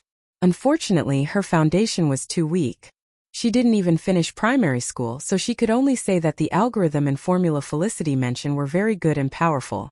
Felicity, who was happily chatting, inadvertently glanced at the surveillance camera and was shocked. "Thea, you're flying too far. Hurry up and fly back." At this time, Thea didn't know that her little friend was bragging too much and didn't pay attention to the road situation on her side. When she heard that they had run, she thought it was her own fault and sped up all the way. She was too fast for her to react, so without saying a word, she flew back the way she came. This time she didn't dare to fly too fast. She carefully looked for suspicious targets. Fortunately, the distance wasn't far. After flying for a few miles, she finally arrived at a crossfire. She counted the heads. There were 7 on each side and 4 on the other. Seemed like this was the place.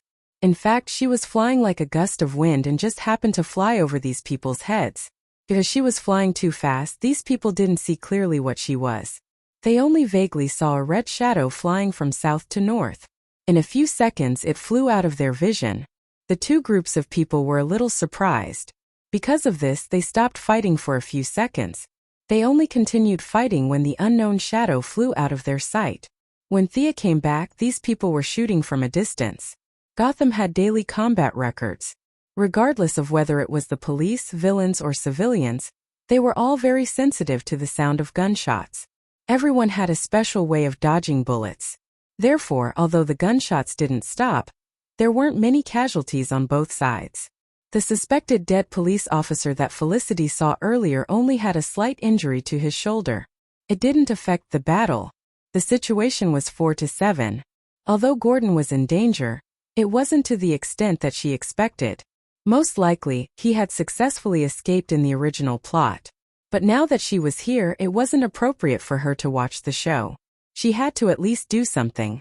Just as she was thinking about whether she should kill them one by one or kill them one by one, a strong man below saw her floating in the air. Perhaps he had lived in Batman's shadow for many years, so he wasn't afraid of such high-tech equipment. Bang! He raised his rifle and fired at the sky. He didn't hide his actions from Thea. Moreover, with such a big body, it was impossible to hide. Thea had long seen this guy who jumped out to seek death. She judged the trajectory of the bullet. The x-axis was off by 10 meters, and the y-axis was off by 25 meters. Unless the bullet could bend, it wouldn't hit her. She used infrared glasses to look at this guy who was in a hurry to reincarnate. Under the lens, this guy's skin was obviously darker than a normal person's. A normal person would only be a light red, but this guy was dark red. If he wasn't a fire ability user, then he had too much heat in his body. Thea judged that he had consumed too many calories. Looking at his body size, she knew that he was a regular at the Coke and hot dog shop. She wanted to use a frost arrow to cool him down, but she was afraid that he would be too greasy and dirty her arrow. She had to be careful with every penny she spent, so she had to recycle her arrows if she could. She silently calculated everyone's position, rose up, and took out a special arrow from her quiver. Magnetic arrow, go! A dark blue arrow shot 10 meters in front of the villain. Chapter 49. The 2 groups of people on the ground didn't know why she was being so high profile. They stared at the arrows stuck in the ground. No matter which side they belonged to, they couldn't help but think to themselves, "Isn't your archery a little too bad?" Thea ignored their stares. She was wearing a pair of goggles, and her face was completely covered. None of them would know who she was. Under the confused gazes of the police and bandits, she pressed a switch on the bow. V-room. A low hum sounded. Even Thea found it a little jarring. Not to mention the people on the ground. Some of them covered their heads, some shook their heads vigorously, and one of them who had lost a lot of blood was already dizzy. Whoosh! Whoosh! Whoosh! The guns in the hands of both the police and the bandits were attracted by the huge magnetic force of the magnetic arrowheads. A few of them who were slow to react were still looking down at their guns. Although Chief Gordon was older, he reacted quickly. He immediately looked up at the mysterious person in the sky. He didn't know what she was trying to do. He originally thought that she was a helper, but after seeing how she couldn't differentiate between friend and foe, he became suspicious. Thea didn't have the time to think about the thoughts of the people on the ground. Since they had no weapons, they couldn't hit her knees even if they jumped up. What was there to be afraid of? Felicity, the power of our magnetic arrowheads seems to have increased a little. I saw it. It's a little bigger. The original design was to have a radius of 20 meters, but now it's 50 meters. I think it's because of the excessive amount of neodymium magnets. The violent collision also increased the rotation of the neodymium particles. Can we reduce it by 25% next time? We should reduce it further. The magnetic waves emitted by the arrowheads are too strong. We designed them to be attracted to the special metal in the gun barrel. The effect is so strong that it can be used as a sonic weapon. Okay. Let's try again next time. Reduce it by half. Just as Thea was about to say something, she noticed that Chief Gordon was yelling at her. She quickly interrupted the weapons discussion with Felicity. What's the matter? A certain someone stared at the old bureau chief with his big innocent eyes. His face was solemn, and his forehead was wrinkled enough to squeeze a fly to death. What are you talking about? The old director looked at her with disdain and pointed at the enemies on the other side. Two villains gritted their teeth and struggled for a long time to remove their guns from the arrows. How fresh! The magnetic field is still in effect. How can your little arms and legs compete with the magnetic field? If you had so much energy, you would have been the boss long ago. Seeing that they couldn't take down the weapon for the time being, there was nothing they could do. They couldn't figure out what it was. That was how people who didn't study were like. But at least they still had some brains. They knew that they had to deal with the enemy in front of them first before doing anything else. They all rolled up their sleeves and prepared to fight. This was the situation Chief Gordon was facing. He was about to retire, so he was considered old and weak. Beside him, there was another person who was shot and was considered to be disabled. On his side, there were only 2 people who were still intact. On the other side, there were 7 people, all of whom were experienced in street fighting. The one in the lead was a guy who weighed 150 pounds. Although he looked stupid, he was actually quite strong. Previously, he could barely hold on with his gun, but now he really couldn't win. He waved at Thea with all his might. He wanted to ask her if she was here to help, or to lead them to change their strategy. Thea scratched the back of her head embarrassedly. Yeah, they were fighting so well before, but I came in and used a big move without distinguishing between friend and foe. Now, with my help, the situation is becoming more and more disadvantageous for them. She really wanted to help. She just wanted to test out the weapon on a whim. Tens of thousands of dollars were gone just like that. Looking at Chief Gordon's bitter face, he probably wouldn't reimburse her. She could only help them fight these small monsters. As for changing the strategy, she couldn't afford to lose face. Secondly, the skateboard was only so big. There were 4 policemen and 5 of them, so there was no place to stand. Moreover, she didn't want to let random people use her equipment. She now had the mentality that since they sincerely begged her, she would be merciful and help them get rid of their enemies. It would definitely feel good to shoot one person at a time, but he definitely couldn't go on a killing spree in front of these policemen, especially old Gordon. First impressions were very important, and the first impression that Green Arrow gave people was very bad. At least it was very bad for legal professionals. He took on all the jobs of the police, judges, and judges. Those with poor morals were afraid of losing their jobs, while those with good morals felt that he was blaspheming the sanctity of the law. Although he tried his best to salvage the situation, he still couldn't get rid of this bad impression. He was chased by the police for a few rounds for no reason. The bad guy ran in front, the hero chased behind, and the police chased the hero in the end. If he had known this would happen, he wouldn't have done it in the first place. Superman didn't have this problem. His first impression was very good, and he did everything openly. Perhaps it was also because his strength was beyond the atmosphere. Although the high-ranking officials were afraid of him, no police station in the metropolis put a bounty on his head. Therefore, in order to make a good first impression, Thea gave up the idea of putting on a show for Chief Gordon. She found a good angle, drew an arrow, and aimed at the 300-pound fat man. She whispered, "Look at me. What should I call this arrow? Let's call it the entanglement arrow." Felicity, record the data. Whoosh! The arrow hit the ground right under the fat man's feet. Under his curious gaze, the arrow and the ground collided and triggered the arrowhead's mechanism. A large ball of milky white gelatinous substance flew out and quickly turned into a 2-meter-tall and 5-meter-wide net after coming into contact with the air. The fat man was too close to the net and didn't even realize what was going on. The rest of the people who were charging were also caught off guard and bumped into the net one after another. Thea's entanglement arrow was designed based on Spider-Man's spider silk. She didn't know what the original spider silk was made of, but she used a compound carbon acetylene molecule product developed by the Quinn Corporation. The original author, Dr. Hoffman, had good intentions. He used it to deal with people who jumped off the building. A small ball of it was launched into a large net, and it was so tough that it could catch an elephant falling from the building. This invention had been shelved for a long time. It was accidentally discovered by Thea, and she felt that it was quite valuable. She secretly took it out and modified it with Felicity, and it became what it was today. In the end, she named it Spider Silk for convenience. As for whether the spiders would strongly protest against the name of something that did not have any acidic properties, Thea did not care. Of course, the villains didn't want to be stuck on the net for people to see. They were struggling with all their might, especially the fat man who was struggling the most. Thea had made a small modification back then. She had increased the carbon content of the molecular material, reduced some of its hardness, and increased its toughness. Now the spider web was wobbling under their attacks, as if it would break free in the next second. In fact, the design was a little immoral. It was the same as saying that she could kill him because he liked her.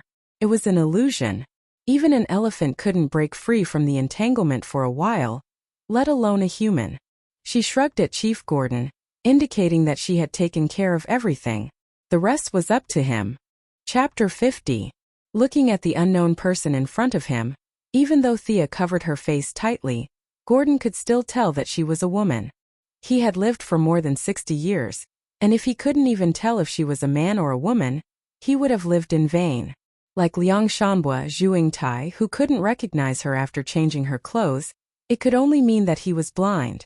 Although Gordon wore a pair of large reading glasses and his eyesight wasn't as good as when he was younger, he wasn't blind to that extent. The scene was quiet for a moment, and only the sounds of a few villains struggling could be heard. Thea didn't show her face to greet them. Gordon knew her true identity, and it was fine as he had the best credibility. However, it was hard to say about the police officers. Gotham's police station was like a sieve, and there were too many people. It was better for her to remain mysterious for now. Just as Gordon was wondering when there was a new heroine in his district, Catwoman's helicopter finally arrived. Catwoman and Gordon had known each other for many years, and the two of them exchanged information in a low voice. The police officers also showed an expression of seeing the old Chinese doctor being saved. Now, Gotham was similar to Stalingrad. The sound of gunfire was endless, and occasionally there was an explosion. The few of them were heavily injured, and they did not have many bullets left. They did not have the confidence to cross the city, but the arrival of the helicopter greatly increased their safety. The villains had fainted after coming into contact with the spider web for a long time. After all, it was a chemical product and skin contact would cause some damage to the nervous system. If they wanted to make it green, it would require more research. Thea and Felicity stood beside the spider web, and each of them wore a pair of gloves to check their results. The adhesion is not bad. Next time we can reduce the amount used. For a single target, such a large piece is a bit of a waste.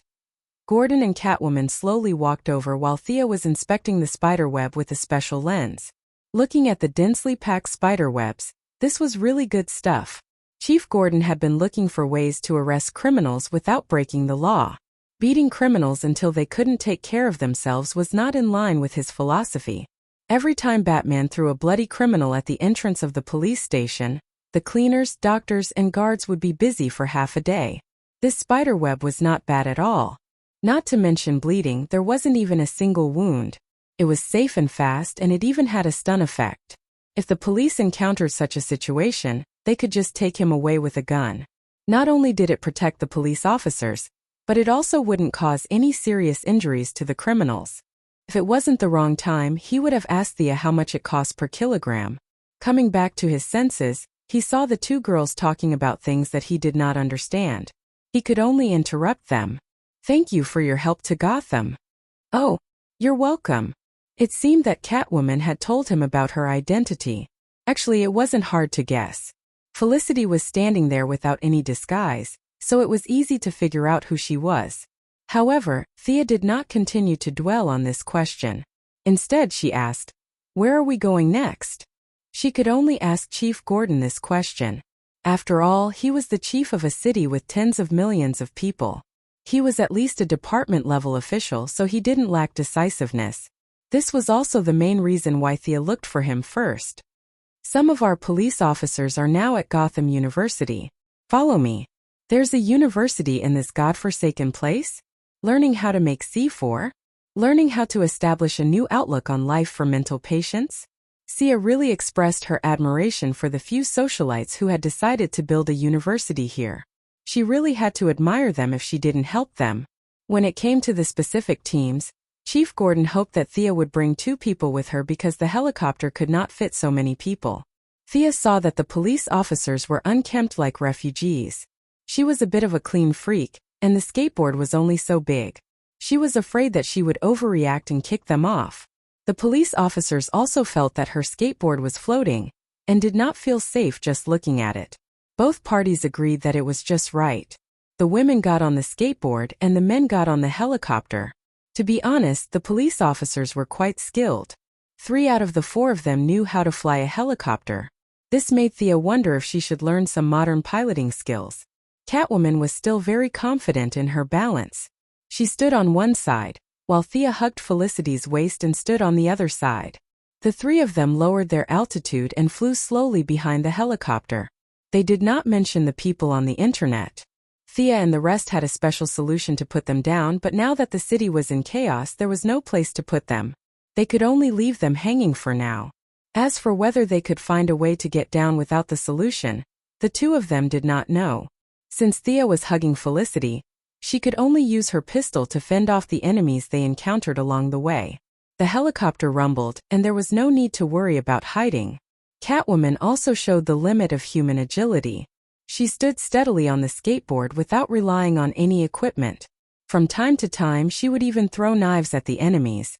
Finally, just before Felicity was about to faint, they arrived at the so-called Gotham University. The university was really in the style of Gotham.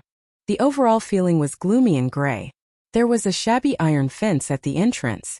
The main teaching building was brighter, as if the school was trying to decorate the university with more colors. However, the actual effect was minimal.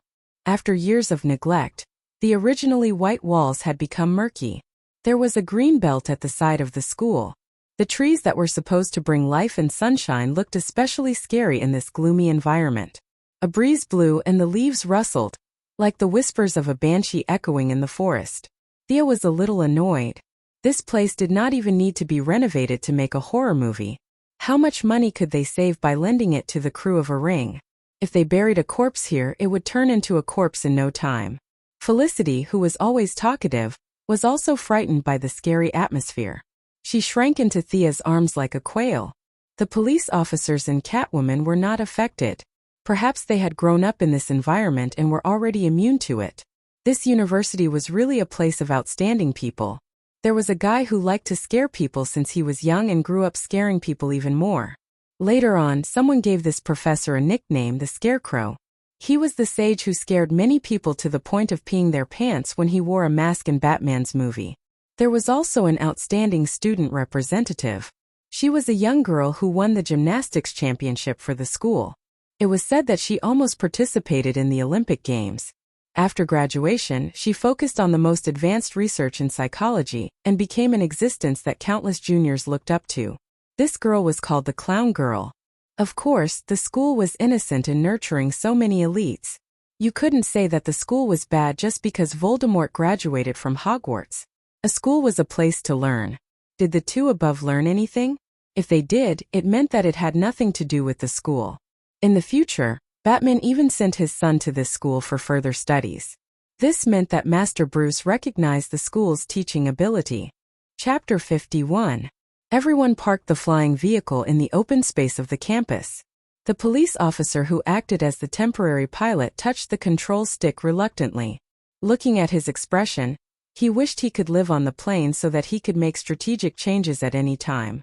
However, he had to obey the chief's orders. He could only keep up with the rest of the team. Sia jumped off the skateboard with Felicity. Just as she was about to ask Felicity where the other 2 teammates were, Felicity stopped. "Dad, you're finally back. Are you okay?"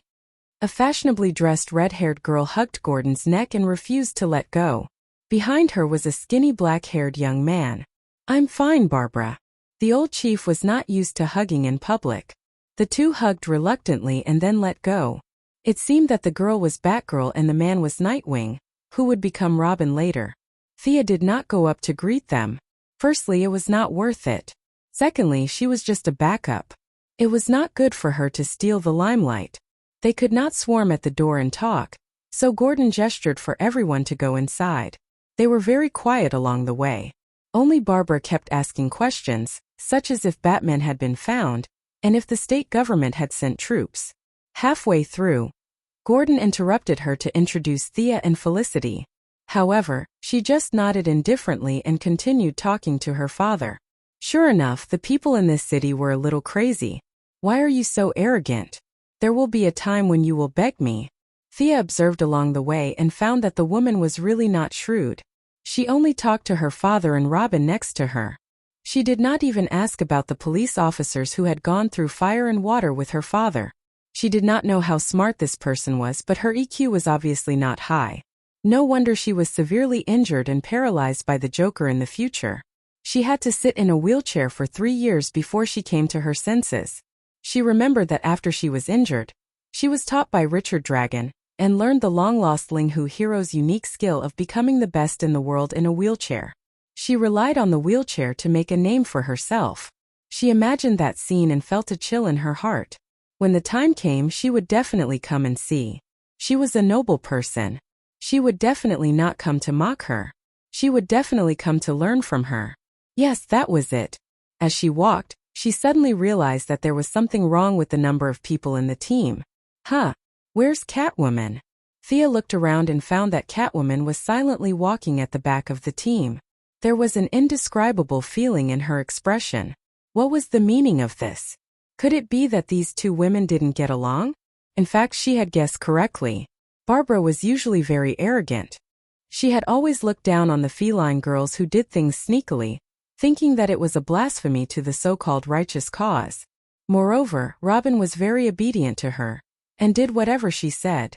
Out of sight and out of mind, the feline girls went to look for reinforcements. If it wasn't for the fact that she wanted to find Batman, she would have run away a long time ago. Whether or not Gotham was dead had nothing to do with her. Hey, do you guys have a place to let me change? Thea stood there for a while, waiting for Catwoman to walk up to her. She asked softly. It wasn't easy to put on this set of clothes, and it took a lot of effort to take it off. At this moment, she was very envious of Catwoman's lightning-like speed in changing clothes. Follow me. The two of them greeted the rest of the team, and Catwoman led Thea to the side. Come to the meeting room later. Let's have a meeting, Chief Gordon hurriedly said. Catwoman waved her hand from afar, indicating that she understood. After changing into a lighter set of clothes, Thea returned to her harmless little white flower identity and followed Catwoman to the door of a meeting room. Along the way, they realized that the school building was densely packed with citizens. Some were wearing suits, some were wearing t-shirts and shorts, but these people all had one thing in common, and that was that they were not lively. Almost everyone had bloodstains on them, and many of them were even wrapped in bandages. After entering the meeting room, everyone made a formal introduction. This job could only be done by Catwoman, who was familiar with both sides. This is Thea Quinn, codename Red Arrow, and this is Felicity Smoker, a computer expert. These two are my teammates, Batgirl Barbara Gordon and Robin Dick Gleason. Since the formal introduction had been made, Barbara Gordon couldn't ignore Thea like before. She casually said some nonsense such as, "I've heard a lot about you, and how are your parents?" Thea thought to herself, "My nominal father has already died at sea, and you're still asking if he's doing well?" This was purely not taking her seriously, or perhaps she didn't even know who she was, and was just saying perfunctory words. After a few pleasantries, the small meeting room fell into a strange silence. Other than the two from Star City, the rest of the team looked at each other, and it seemed that no one wanted to speak. Even Barbara, who seemed to have a lot of nonsense before, shut her mouth. The atmosphere was quite strange. Why didn't they speak? Could it be that they all had the ability to communicate telepathically like Professor X? But that was obviously impossible. If they had the ability to kill Bane in seconds, she wouldn't have had to run so far away. Glancing at Felicity without batting an eyelid, she shook her head and gestured for them to wait and see. Barbara seemed to have thought of something and suddenly mustered her courage. she said passionately. I saw that you guys got a helicopter. That's great. We should fly over and attack Bane. As long as we kill Bane, we can save Gotham. She was a little hesitant at first, but the more she spoke, the happier she became. It was as if Bane was a watermelon lying on the ground, waiting for her to pick it. Thea didn't quite understand what she was thinking, and she held back the fact that the helicopter was her family. She held her chin with her right hand and waited for her to continue speaking. What do you guys think? Barbara was a little nervous when no one responded to her. Good idea. Robin was in love with her, and he supported her unconditionally. Catgirl neither agreed nor disagreed, and Director Gordon looked very helpless. Usually, this kind of thing would be left to the wise Batman to figure it out, and the rest of them would carry it out. But now this wise Batman was in a corner, and the rest of them didn't even have a say.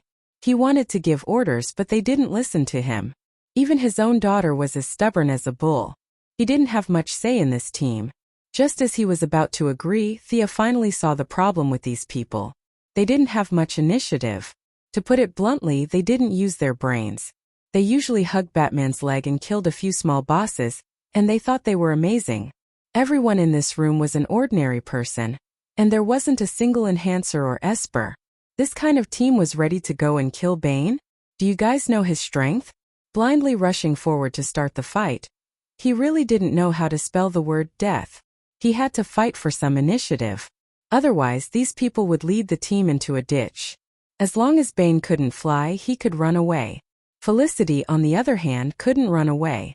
She couldn't even do a few pull-ups, and was even worse than an ordinary person. If he had known, he wouldn't have brought her along.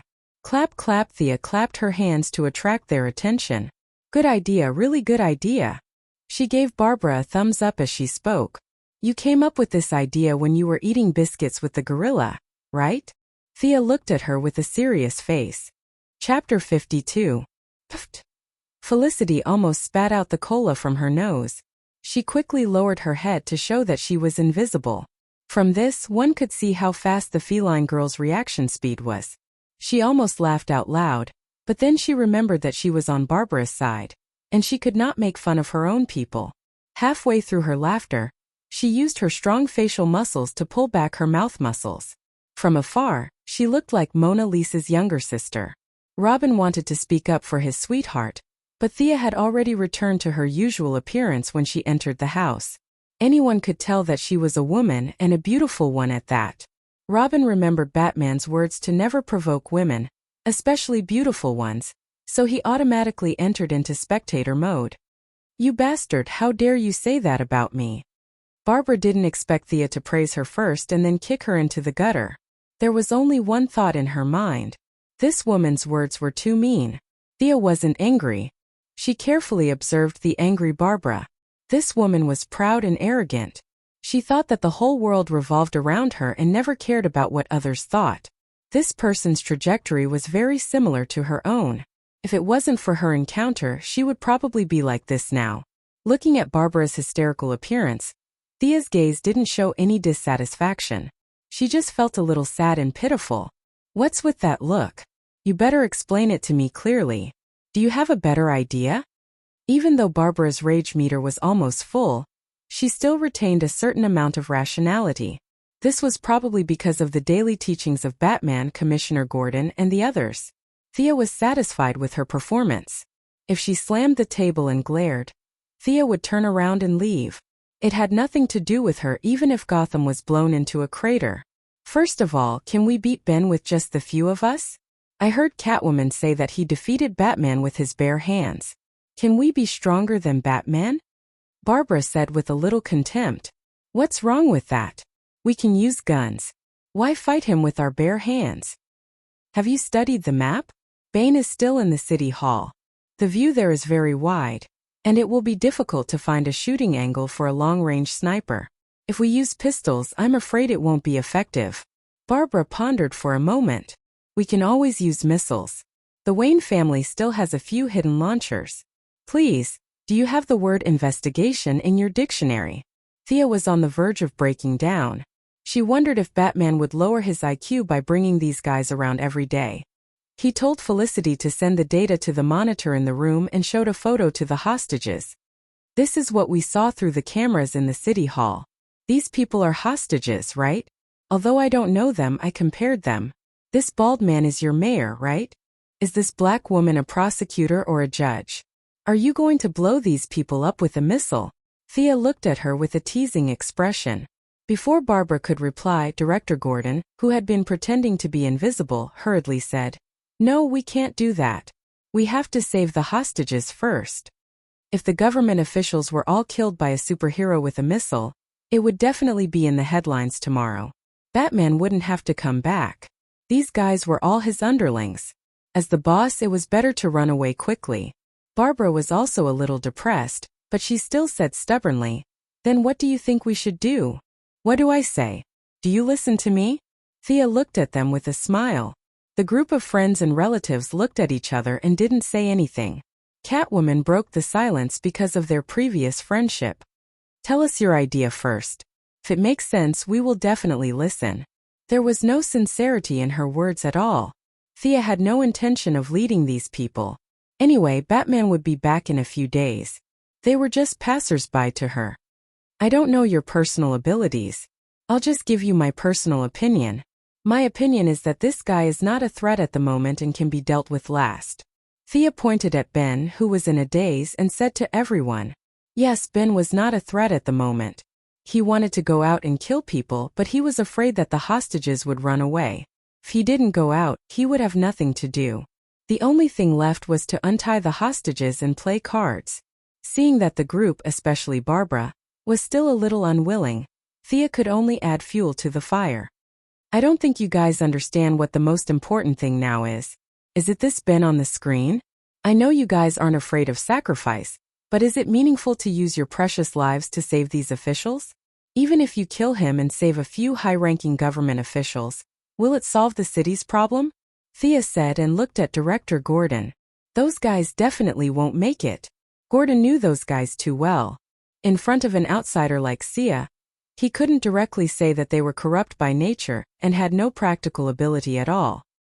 He was already being very kind by not using the missiles to bomb them, and the old director would never agree to let his precious daughter take the risk to rescue those scumbags even if he was beaten to death. Seeing the director's clear stance, Thea knew that she finally had some authority. "Since they aren't in danger, instead of using our precious time to save these guys, why don't we organize everyone to save the civilians in the city? My partner has come up with a plan. I'd like to share it with you guys," Thea said and signaled for Felicity to continue. Felicity was confident that she would be able to become the CEO of Palmer Corporation in the future. She pulled out a map of Gotham confidently. "This is Gotham University where we are now. My plan is to build a quarantine zone between Harris Square and Adams Street. We'll use this area as our actual control zone and call the citizens to come to us. At the same time, we'll continue to gather the scattered police officers and expand our control zone until the crisis is resolved. That's all I have to say." Felicity's speech was impassioned at first, but when she realized that there was no response, her voice became softer. Barbara and Robin were a little dazed. Catwoman seemed to have understood something. She said nervously, "Are you trying to start a war? Building fortifications and quarantine zones? Oh God, am I back to the war era?" "Selena, I don't know what to say, but I hope you can see the reality. Isn't this a war? At least 1,500 criminals escaped from Blackgate Prison. Adding in the hundreds from the asylum, the city is full of bad guys. Are we going to catch them one by one? How many citizens are going to die in this period of time?" Catwoman's thinking represented the thinking of a large number of superheroes. No matter what happened, they would take the blame. To put it nicely, they were willing to take responsibility. To put it bluntly, they were too self-centered. They felt that the world would stop spinning without them. Sia could guess that if she had not been involved in this incident, they would have killed Bane as quickly as possible, and then spent a lot of time looking for fugitives all over the city. The previous criminals and lunatics were the results of 10 years of catching them. This time they all had criminal records, so it should be simpler. However, it would take at least 5 years to catch them. This was a good thing for the manga artists. They were secretly happy that all the characters could be used again, but it was not a good thing for the people in the real world. Chapter 53. Catwoman wasn't wrong when she said that she wanted to turn Gotham into a war. And that was exactly what Thea was planning. She had nothing to do with Gotham, and it was already good enough that she volunteered to help. Was she going to use her morals to tie her down and work for them for 5 years? What a joke. Batman's group of friends and family members was a classic example of someone who had been poisoned by the idea of a hero. They felt that the citizens were so weak that they could be blown away by a gust of wind, and they would rush to the front whenever something big or small happened. The truth was that the citizens weren't that weak, and the bad guys weren't that strong. As long as they could start a war with the people, they would definitely win in a place like Gotham, where the level of combat power wasn't high. Heroes were brave enough to take responsibility, and their guiding philosophy was, with great power comes great responsibility.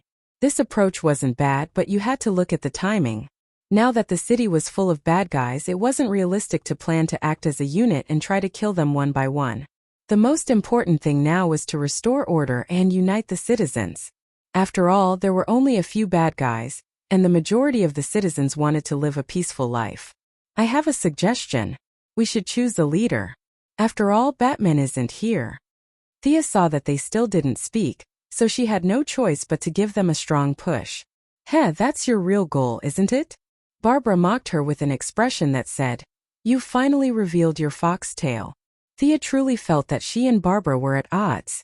The two of them didn't have any grudges, but Thea just didn't feel comfortable looking at her, and she believed that she felt the same way too.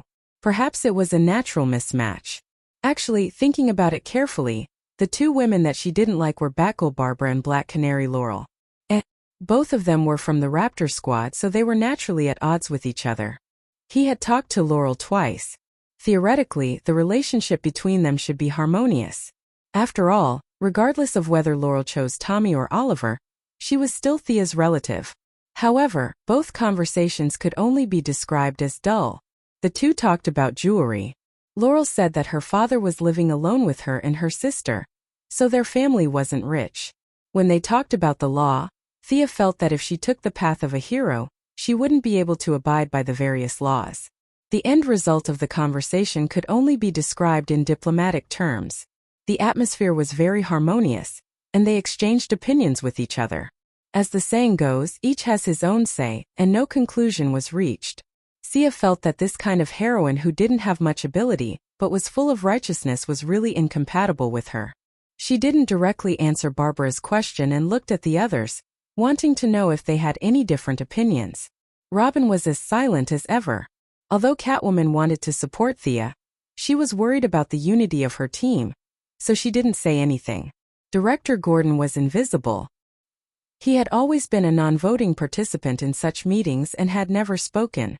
It wasn't that the Bat Squad didn't value the old director, but it was a habit that had been accumulated over the years. The heroes would fight the villains, and the police would clean up the battlefield. Director Gordon considered all aspects and tacitly agreed to this method of cooperation. Sure enough, this was the daily state of Batman's team. The subordinates would do whatever the boss said. Thea looked at their half-dead expressions and took it as tacit agreement. Well, I propose that Director Gordon take charge of the overall situation. At the same time, the few of us will form a small team and be directly under the old director's leadership. What do you think? Thea said as she looked around at the crowd, deliberately admiring their expressions. Barbara's expression was the most interesting. She had been a little dizzy. When she vaguely heard Gordon's name, she thought that Thea had chosen her to be the leader. However, when she went through the whole sentence in her mind, she realized that there was a director in front of it. She didn't know whether to agree or disagree with accepting her father's leadership. Robin, who had been silent all this time, reacted quickly this time. He immediately expressed his support for his future father-in-law and hurriedly nodded. Miss Thea is right. It's a good idea for Director Gordon to lead everyone. He even gave his father-in-law a fawning smile. Catwoman had no reason to object. She had known Gordon, who had just become a police officer, since she was a teenager. Although the two of them weren't related by blood, Gordon took care of her like half a father. If it weren't for the director's protection, she would have been arrested a long time ago for her petty thievery. Felicity also nodded to show her presence. Director Gordon didn't know what was going on. How did he suddenly go from attending the meeting to speaking on the stage? The world changed a little too quickly. However, seeing that the others, especially the members of the Bat team, didn't object, he happily accepted this reality. With his age, no one had any objections to him leading these young people in front of him. In fact, he could also lead Batman. When Bruce was young, he was the one who ordered him around. It was only after Old Master returned from his training that his master's position changed. At the end of the day, it was still about strength. Thea heaved a sigh of relief when she saw that Gordon had successfully taken over the leadership. She wouldn't even know how she died if she listened to the orders of those people. If she took over the leadership, the others would definitely not agree. Even if she forcefully took over the team, the result would definitely be a split.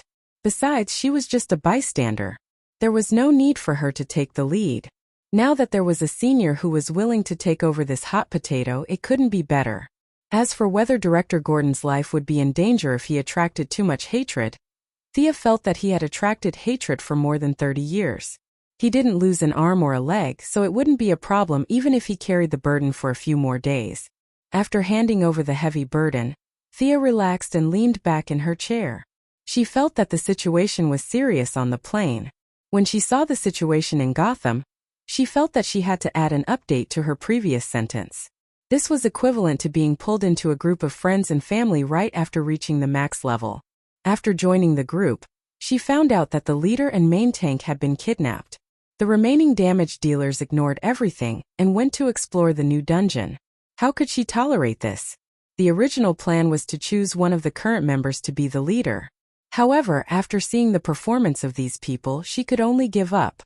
She had no choice but to pull one of the substitutes to be the leader.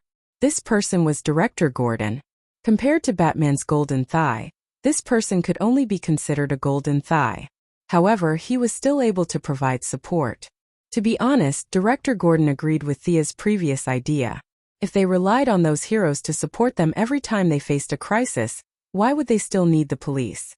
His life's work would be wasted.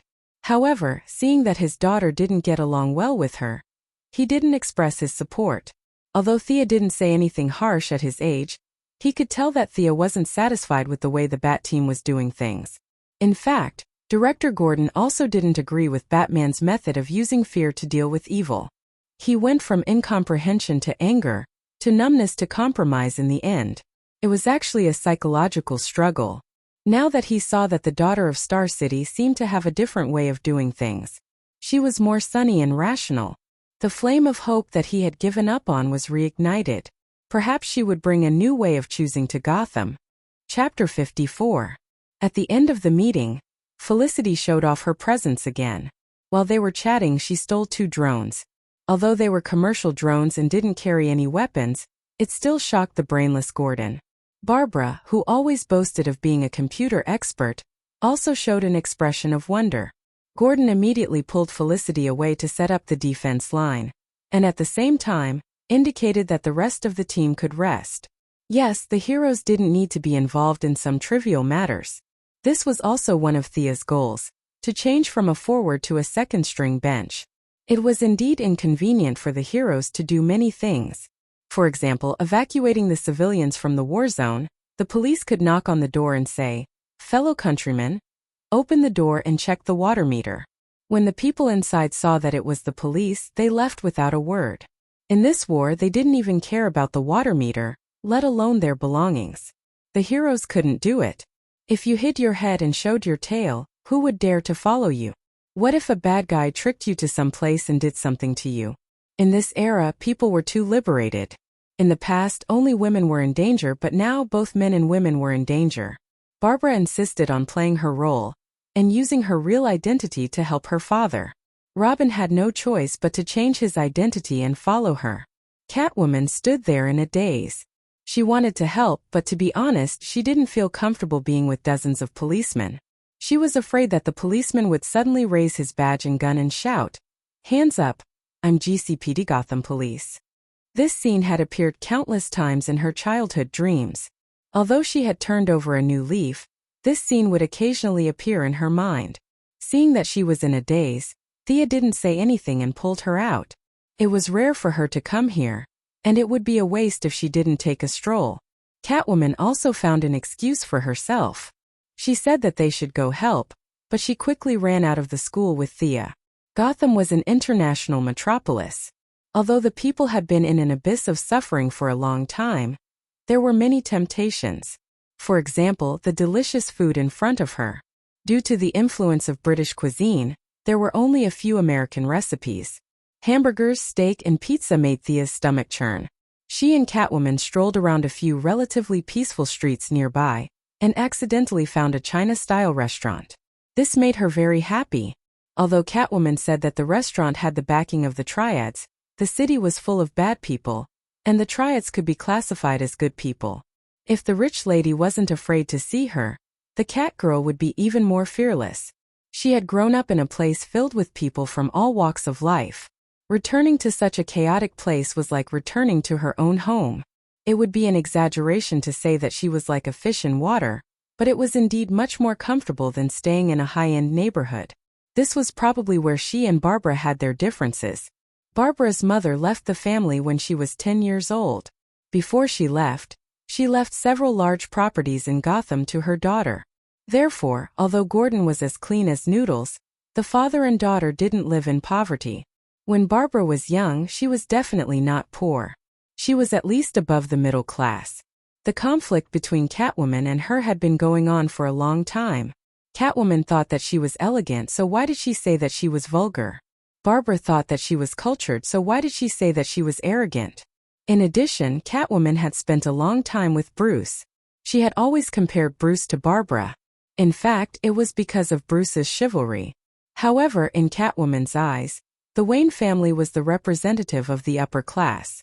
Compared to Barbara, who was a petty bourgeois, she had a feeling that the Wayne family was so rich, but they were humble and polite. What was the big deal about Barbara's family? The conflict grew and the misunderstandings grew. In fact, both of them had some small flaws, but under the premise that they didn't like each other, they were infinitely magnified by each other. Although Batman, who had self-studied psychology, and Gordon, who had lived for more than 60 years, had both seen the conflict between them and tried to reconcile the differences between the two, the effect was really not great. Batman had lived his entire life in hatred and had never had a girlfriend. Gordon's marriage had only lasted for a short period of time, which was equivalent to being a bachelor for half his life. Neither of them understood women's psychology. The conflict between the two women was actually just some daily trifles, but they didn't know about it. They just explained the facts to the criminals and reasoned with them. The rift that might have been able to be mended was completely shattered in the process of chattering about the future and life. Now, when the two met in a good mood, they would greet each other. "The weather is good today," or "Have you eaten?" When they were in a bad mood, they would pretend not to know each other. In the end, the reputation between the two was permanently fixed at neutral. Now Catwoman met Thea, who was also rich but careless. The two unexpectedly got along well. Although they weren't sworn friends, they could already be considered friends. This time, when she went to ask for help, Thea came to help without hesitation. This confirmed her point of view, which was that the richer you were, the more polite you were. The two of them entered the restaurant and ordered a few dishes. The dishes here were actually the American version of Chinese food. It was unknown what the foreign gourmet was thinking. Perhaps they had received money from McDonald's and KFC, but they kept advocating the benefits of fried food to the body. They actually came up with the argument that fried food was the healthiest and boiled ingredients lost too much of their nutrients. The entire Chinese restaurant was hit hard. Not to mention the Japanese raw food. Some Japanese restaurants continued to maintain the tradition of eating raw food, while the more flexible Chinese restaurants could only do as the Romans do. If you like deep-fried food, then we'll deep-fry it. We'll add all kinds of oil and salt. For fried meatballs and fried fish, no matter what the ingredients were, we'll deep-fry them. Sia looked for a long time to find something with a lighter flavor, but she couldn't find it.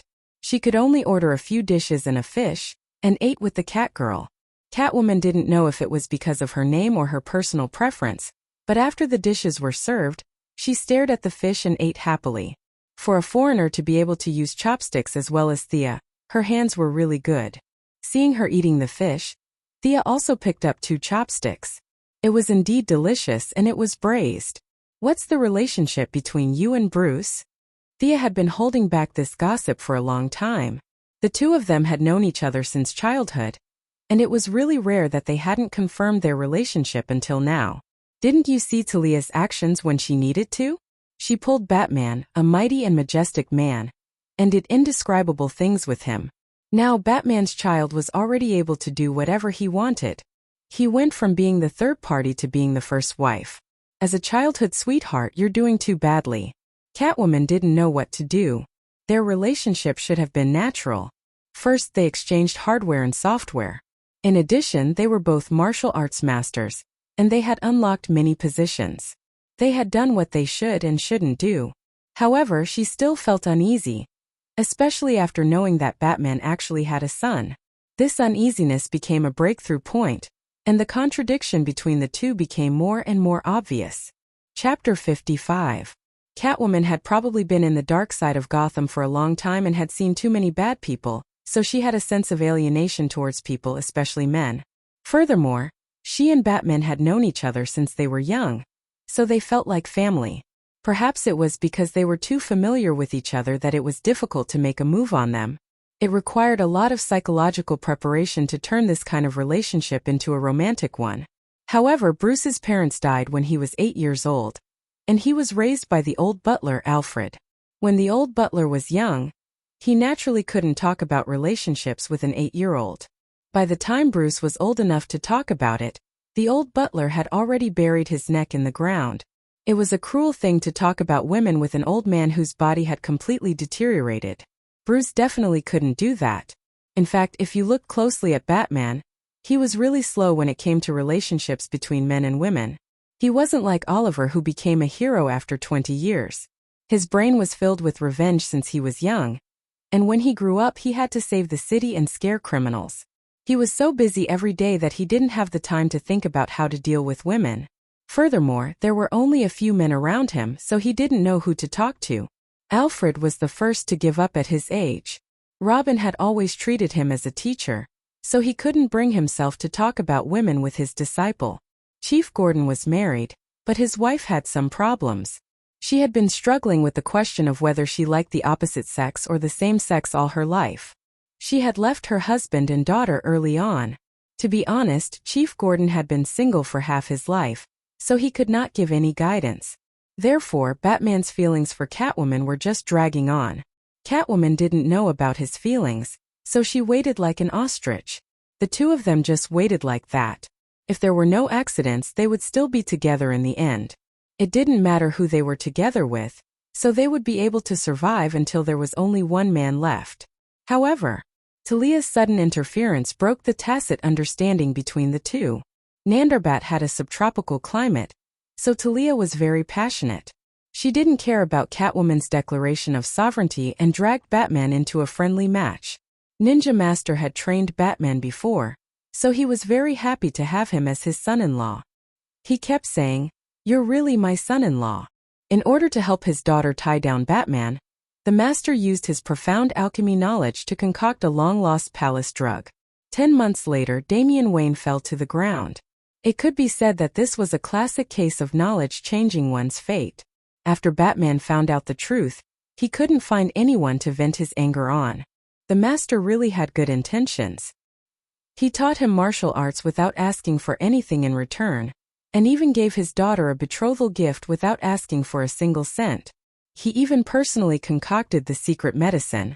One had to know that many of the herbs were already extinct, and the more they were used, the less they would be used.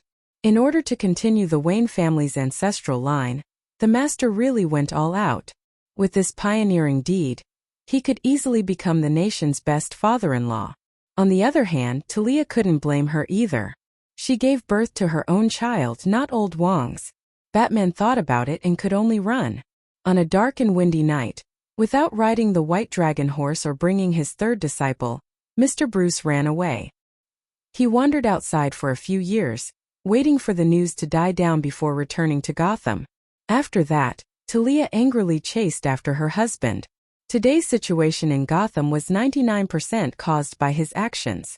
Catwoman now felt wronged, sad, and a little worried. She didn't know what to do. On one hand, she didn't want to give up Gotham. This was her home. On the other hand, she didn't want to fight. She brought her child to look for her husband. Although breaking her husband's spine was a little extreme, it was also a way to express domestic violence. Maybe they liked this when they were together? What right did she have to get involved? No matter how she looked at it, she was just a lover. It was rare to meet Thea who had nothing to do and liked to listen to her ramble, thinking that she wasn't familiar with her team, and that they would go back home in 2 days. She didn't have anything to worry about. Thus, she started to talk about her troubles. After hearing a few sentences, Thea understood the gist of it. She sighed in her heart. Actually, it was a very easy problem to solve, but these few people had created such a big problem. Batman had self-taught so many psychology books. He was a giant in theory but a dwarf in life. No wonder he only knew how to scare the bad guys for 30 years without wavering. Translator. Lonely Tree Editor. Millman 97. As the saying went, one should apply what one learned. He had probably learned a lot, and it was not enough to describe him as a scholar. But as for how much he had learned, it was obvious from Gutan's reaction. As for Catwoman's current situation, although Thea didn't learn any great books, she could tell that her subconscious wanted to fight, whether it was a fight with the bad guys or a fight with Talia. However, Batman's hesitation made her feel a little awkward. She lacked a way to get out of the awkward situation. If she was Batman, she would be able to settle it with a few words. However, she wasn't, so she could only use a roundabout way to talk to her. That was to compare who was more miserable. When someone complained to you in real life, this method was very useful. For example, you said that your father ran away when you were 12, and you relied on your mother since you were young. Look at me, my grandfather was killed by the Japanese from the Foot Basin country when I was 9. Aren't I still alive and well? The most important thing to be a person is to be happy, right? When the other party heard this, they felt that it made sense. When they compared their own experiences, there was no such thing as the worst, only worse. They immediately completed their psychological construction and revived on the spot. This was what Thea was doing now.